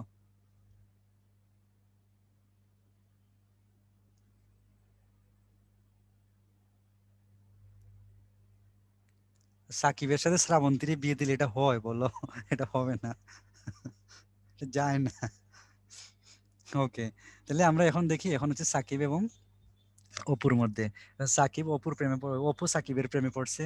প্রেমে পড়ার পরে বাপ মানে নাই, ঠিক প্রথম দিকে কান্নাকাটি শুরু করে দিয়েছে, জলবিয়োজন। এরপরে অপু কান্নাকাটি করতে করতে ডিপ্রেশনে রাত জাগতে জাগতে তার কি হয়েছে, রাত জাগতে জাগতে তখন তার মুখের মধ্যে পিম্পল দেখা যায়। তাহলে ক্রোমোজোমের গায়ের মধ্যে যে গুটি গুটি দেখা যায়, এই গুটি গুটিকে বলা হয় ক্রোমোমিয়ার, এই পিম্পল গুলা হচ্ছে ক্রোমোমিয়ার। বুঝতে পারছো? এবং অপবিশ্বাস প্রতিদিন সেজে গুজে থাকে, ফুলের মতো সেজে গুজে থাকে যে কোন দিন সাকিব খান এসে তাকে নিয়ে যাবে। ক্লিয়ার জিনিসটা? তাহলে সে ফুলের মতো সেজে থাকে সব সময়, একে বলা হয় বুকে। বুকে বলা হয়, বুকে মানে ফুলের তোড়ার মতো, ফুলের তোড়াকে আমরা বলি বুকে। তাহলে জল কান্নাকাটি করে, তার গায়ের মধ্যে পিম্পল দেখা যায় এবং সাজগোজ করে প্রতিদিন বসে থাকে, তার নাম হচ্ছে বুকে। ওকে, সিকেডি মানে হচ্ছে সাইক্লিন ডিপেন্ডেন্ট কাইনেজ, একটা এনজাইমের নাম ভাইয়া। ওকে, এরপরে তুমি দেখো সাকিব খান এসে অপবিশ্বাসকে নিয়ে গেল, বাপের বাড়ি থেকে নিয়ে গেল, কিন্তু তখন সাকিব খান এবং অপবিশ্বাস দুইজনই সুখে শান্তিতে সংসার করা শুরু করলো বিয়ে করে। এই যে দুইজন একসাথে আছে এটাকে আমরা বলি বাইভেলেন্ট। দুইজন একসাথে থাকাটাকে কি বলি আমরা, বাইভেলেন্ট। একটা সম্পর্কের কারণে তো তারা পরস্পর একসাথে আছে। যে সম্পর্কের কারণে তারা পরস্পর একসাথে আছে, ধরো একটা প্রেমের সম্পর্ক বা বিবাহের সম্পর্কের কারণে, তখন এই সম্পর্কটার নাম হচ্ছে সিনাপসিস। তাহলে সিনাপসিসের কারণে তারা কি হয়, দুইটা ক্রোমোজোম পরস্পর জোড়া বাঁধে এবং এটাকে আমরা বলি বাইভেলেন্ট। তাহলে জাইগোটিন পর্যায়ে কি হয়, জাইগোস শব্দের অর্থ হচ্ছে জোড়া বাঁধা, মনে রাখবা। জাইগোস মানেই হচ্ছে জোড়া বাঁধা। তাহলে জোড়া বাঁধলে তার নাম বাইভেলেন্ট। আর কি দিয়ে জোড়া বাঁধে, প্রেমের সম্পর্ক দিয়ে, এটার নাম হচ্ছে সিনাপসিস। ওকে, এখন তুমি দেখো যে প্যাকাইটিনে কি হয়। প্যাকাইটিন হচ্ছে সম্পর্কের পিক পর্যায়ে। সাকিব খান এবং অপবিশ্বাসের প্রেমের সবচেয়ে পিক পর্যায়ে হচ্ছে প্যাকাইটিন। এখানেই সবচেয়ে বড় বড় জিনিসগুলা ঘটবে এবং এখান থেকে কি তৈরি হবে, ডিভোর্সটা শুরু হবে, তাই না? প্যাকাইটিনে যায় কি হয়, ক্রোমোজোম গুলা প্রথমে কি হয়ে যায়, ক্রোমাটিড বিভক্ত হয়, মনে রাখবা। ক্রোমাটিড বিভক্ত হয়। ক্রোমাটিড বিভক্ত হলে নতুন সদস্যের আগমন ঘটে। আগে দেখো ক্রোমাটিড ছিল এরকম দুইটা, ঠিক আছে। এখন ক্রোমাটিড বিভক্ত হয়ে প্রত্যেকটার ক্রোমাটিড হয়ে যাবে এরকম কয়টা, তুমি দেখো ক্রোমাটিড বিভক্ত হয়ে যেদিকে দুইটা ছিল ওদিকে 4টা হয়ে যায়। তাহলে বলো তো একজোড়া বাইভেলেন্ট ক্রোমোজোমের যে কোনো একদিকে, এই যে একদিকে কয়টা ক্রোমোজোম আছে, কয়টা ক্রোমাটিড আছে, কয়টা ক্রোমাটিড আছে?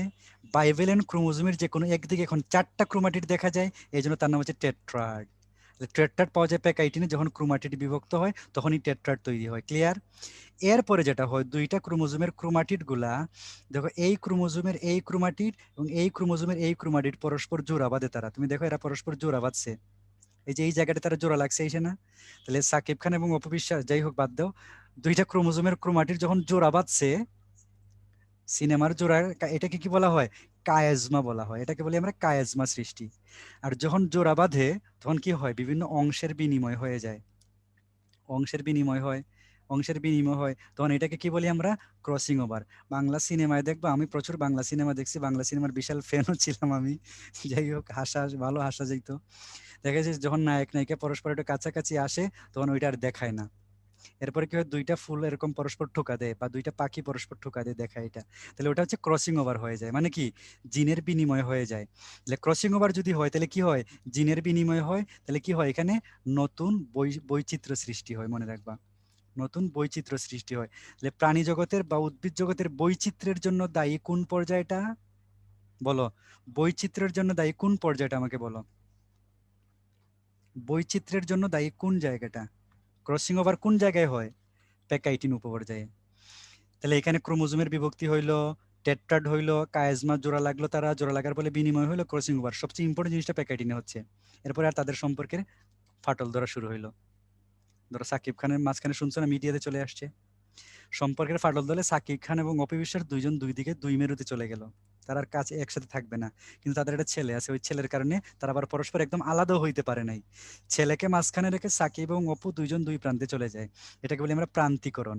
মানে সাকিব খান ধরো এই পাশে চলে আসে, ধরো সাকিব খান চলে আসে, ওয়েট, সাকিব খান চলে আসলো এই পাশে, আর অপু বিশ্বাস চলে গেল এই পাশে, আর মাঝখানে তাদের সন্তানটা রয়ে গেল, যে দুইটা দুই প্রান্তে চলে যাইতে চায়, কিন্তু বাচ্চাটা তাদেরকে আটকায় রাখে। এবং একটা মাত্র বাচ্চা, মানে কি ওই কায়াজমা জোড়াটা, কায়াজমা যদি একটা থাকে তাদের মাঝখানে কোণ হয় 180 ডিগ্রি। তাহলে কায়াজমা মনে রাখবা, একটা থাকলে 180 ডিগ্রি, আর দুইটা যদি কায়াজমা থাকে তাহলে তার নাম কত কত হইতো? দুইটা, মানে দুই প্রান্তে যদি, এই প্রান্তে যদি জোড়া লাগতো তখন কোণ হইতো 90 ডিগ্রি করে। তাহলে প্রান্তিকরণ, তারা পরস্পর থেকে দূরে সরে যায়, দূরে ডিপ্লোটিনে, দূরে যায় কখন? ডিপ্লোটিনে। আর ডায়াকাইনেসিস মানে কি? এই পর্যায়ে শেষের দিকে, যেহেতু প্রেম বিচ্ছেদ সব শেষ, মিডিয়াতে চলে আসছে, তাদের মান সম্মান আর কিছু রইলো না, নিউক্লিয়ার মেমব্রেনের কি হয়? অবলুপ্তি ঘটে, শেষ। এরপরে দেখো মাইসের মেটাফেজ একের মধ্যে একটা কি, মাইসের মেটাফেজ একে তুমি দেখো, আমরা জানি মাইটোসিসের মেটাফেজে ববিতা জসিমের বুকের মধ্যে থাকে, ঠিক মাঝখানে থাকে, তাই না? কিন্তু এইখানে ঠিক মাঝখানে থাকে না, একটু দূরে দূরে ছিল তারা, মিডিয়াতে আসে না, একটু দূরে দূরে ছিল তারা। তাহলে তুমি দেখো, ওয়েট একটা minute। তাহলে তারা পরস্পর দূরে দূরে থাকে, তুমি দেখো এই যে মাঝখান থেকে একটু দূরে থাকে দুইজন, তাই একটু দূরত্ব বজায় রেখে থাকে। তাহলে মাইটোসিসের মেটাফেজে ক্রোমোজোম গুলা মাঝামাঝি থাকে, মিউসিসের মেটাফেজে ক্রোমোজোম গুলা মাঝখান থেকে একটু দূরে থাকে। এটা হচ্ছে দুইটার পার্থক্য। আর এনাফেজের ক্ষেত্রে তুমি দেখো, মাইটোসিসের এনাফেজে মানে ববিতা যখন বাবার বাড়িতে যায় তখন তার বাহু ছিল দুইটা, কিন্তু অপবিশ্বাস যখন তার বাবার বাড়িতে যায় তখন তার সন্তান আছে সাথে, তাই না? সন্তানের বাহু আছে দুইটা, তার নিজের দুইটা, তখন বাহু থাকে কয়টা? চারটা। মাইটোসিসের এনাফেজে ক্রোমোজোমের বাহু থাকে দুইটা, আর মিউসিসের এনাফেজে একে ক্রোমোজোমের বাহু থাকে চারটা। এটা হচ্ছে পার্থক্য, এটা হচ্ছে তার পার্থক্য। ক্রসিং ওভার কি? থমাস মর্গান এটা করেন, এটা তুমি জানো। ক্রসিং ওভারের ক্ষেত্রে যেটাকে কেটে এখানে নিয়ে আসা হয়, তাই না? কাটি কি দিয়ে আমরা? এটা অটোমেটিক কিন্তু কাটে, এন্ডোনিউক্লিয়াস এনজাইম কেটে ফেলে ওইটাকে। আর এইটা এখানে এসে জোড়া লাগে, যে এইটা, এইটা এখানে এসে জোড়া লাগছে কি দিয়া? জোড়া লাগছে লাইগেজ এনজাইম দিয়ে জোড়া লাগিয়ে। আমরা লাইগেজের কাজই সবসময় তোমরা জানো জোড়া লাগানো। গুরুত্ব কি? নতুন জেনেটিক ভেরিয়েশন তৈরি হয়, মানে নতুন জিন সমৃদ্ধ জীব তৈরি হয়। তাহলে নতুন জিন মানে কি? নতুন বৈচিত্র্য, নতুন বৈশিষ্ট্য, নতুন প্রজাতি। প্রকরণ তৈরি হয় মানে কি? মিউটেশন, নতুন প্রজাতি সৃষ্টি হয়, এটাকে প্রকরণ বলি আমরা। তাহলে নতুন প্রজাতি সৃষ্টি হওয়াটাকে আমরা বলি প্রকরণ। আর জেনেটিক ম্যাপ তৈরি হয় মানে কি? জিনের, নতুন জিনের বিন্যাস তৈরি হয়। ক্রসিং ওভার হইলে আগের মতো জিন থাকে না, জিনের মিক্সিং হয়ে নতুন জিনের বিন্যাস হয়, এটাকে আমরা বলি জেনেটিক ম্যাপ। এই ক্যাম্বিয়াম এখানে আসলো কেন? বুঝলাম না। এটা অন্য চ্যাপ্টারে, জাইলেম এবং ফ্লুয়েমের মাঝখানে ক্যাম্বিয়াম থাকে, ওটা অন্য বিষয়। মাইটোসিস এবং মিউসিসের মধ্যে পার্থক্যটা তুমি দেখো, বেসিক কি কি পার্থক্য আছে। এটা উদ্ভিদের দেহকোষে ঘটে, সরি এটা মানুষ উদ্ভিদের দেহকোষে ঘটে। এটা হচ্ছে জনন জনন মাতৃকোষে ঘটে, নট জনন কোষ, জনন মাতৃকোষে ঘটে। জনন কোষ হ্যাপ্লয়েড, ওখানে মিউসিস ঘটার কোনো সম্ভাবনাই নাই, মনে রাখবা, এটা হইতে পারে না। কয়টা কোষ? মাইটোসিসে দুইটা কোষ তৈরি হয়, এখানে চারটা কোষ তৈরি হয়। অপত্য কোষের ক্রোমোজোম সংখ্যা তুমি দেখো এখানে অর্ধেক হয়, সরি সমান থাকে ক্রোমোজোম, এখানে ক্রোমোজোম সংখ্যা অর্ধেক হয়। ইন্টারফেস পর্যায়ে তোমরা জানো এটা দীর্ঘস্থায়ী, এদের প্রেমের পর্যায়ে দীর্ঘস্থায়ী, এরা ক্ষণস্থায়ী। Synopsis, synopsis bivalent crossing over জোড়া লাগানো, এটা কই হয়? এটা মিউসিস, অপবিশ্বাস এবং শাকিব খানের প্রেমে হয়। এটা হচ্ছে, আমি কিন্তু ববিতার কিসের প্রেমে বলি নাই, জসিমের প্রেমে। সো এখানে সিনাপসিস বাইভ্যালেন্ট হবে না, এখানে বাইভ্যালেন্ট হয়। বাইভ্যালেন্ট না হলে ক্রসিং ওভারও কিন্তু হয় না, এখানে ক্রসিং ওভার ঘটে, তাই ক্রসিং ওভার ঘটে। বিবর্তনে কোনো ভূমিকা নেই যেহেতু ক্রসিং ওভার হয় না, আর এখানে বিবর্তনে কি হয়? নতুন ভূমিকা সৃষ্টি, যৌনক্রমে ভূমিকা আছে, ভূমিকা নেই, ভূমিকা আছে। ক্রোমোমিয়ার গুটি গুটি, অপবিশ্বাসের গালের মধ্যে কিন্তু পিম্পল দেখা যায়, ক্রোমোমিয়ার দেখা যায়, তাই না? কিন্তু মাইটোসিস ববিতার কিসের মধ্যে, ববিতার দেহে কি দেখা যায় না, কোনো পিম্পল দেখা যায় না। আচ্ছা, মধ্য পর্যায়ে মাইটোসিস সবকিছু দীর্ঘস্থায়ী হয়, এটা স্বল্পস্থায়ী। আর শেষেরটা তুমি দেখো ক্রোমোমিয়ার, এখানে নিউক্লিয়াস একবার, সাইটো ক্রোমোজোম একবার বিভাজন হয়। আর এখানে নিউক্লিয়াস দুইবার এবং ক্রোমোজোম একবার বিভাজন হয়, এইটুকু হচ্ছে বেসিক পার্থক্যটা। এরপরে মোটামুটি শেষ আমাদের। আমাদের মিউসিসে কি কি ঘটে মানে সব পড়ানো হয়ে গেছে তোমাদের, ববিতা এবং জসিমের গল্পের মধ্যে চলে আসছে, তোমরা রিটেন কোশ্চেন দেখে নিবা। টিউমার মানে কি? অনিয়ন্ত্রিত মাইটোসিসের ফলে যে অতিরিক্ত কোষের পিণ্ড তৈরি হয় তার নাম টিউমার। আর টিউমারগুলো খারাপ যখন হয়ে যায়, অ্যাবনর্মাল সেল তৈরি হয় p53 প্রোটিনের কারণে, তখন তার নাম হচ্ছে কি? ক্যান্সার হয়। তোমাদের স্লাইড শেষ, এত বড় চ্যাপ্টার আমরা কিন্তু আগে 5 মিনিট আগে শেষ করে ফেললাম। ভালো থাকবা, সুস্থ থাকবা, পড়ালেখা করো, ঢাকা বিশ্ববিদ্যালয়ে চান্স পাইলে জীবন পাল্টে যাবে। তখন তোমার এত, তখন তুমি পার্ট নিতে পারবা। আমি চাই যে তুমি এই পার্ট নেওয়ার জন্য হইলেও ঢাকা বিশ্ববিদ্যালয়ে চান্স পাও। শুভকামনা থাকলো, ভালো থাকবা, আল্লাহ হাফেজ।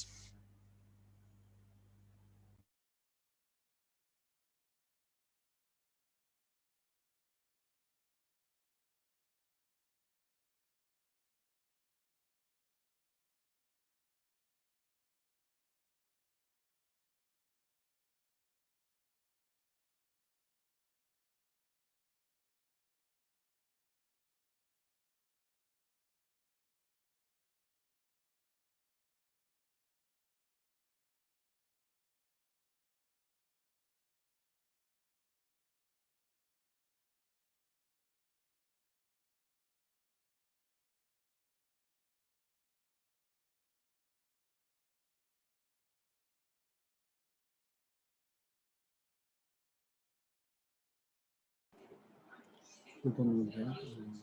আমান ভাইয়া বলতে পছন্দ করেন ভাইয়া, শুনতে পাচ্ছেন?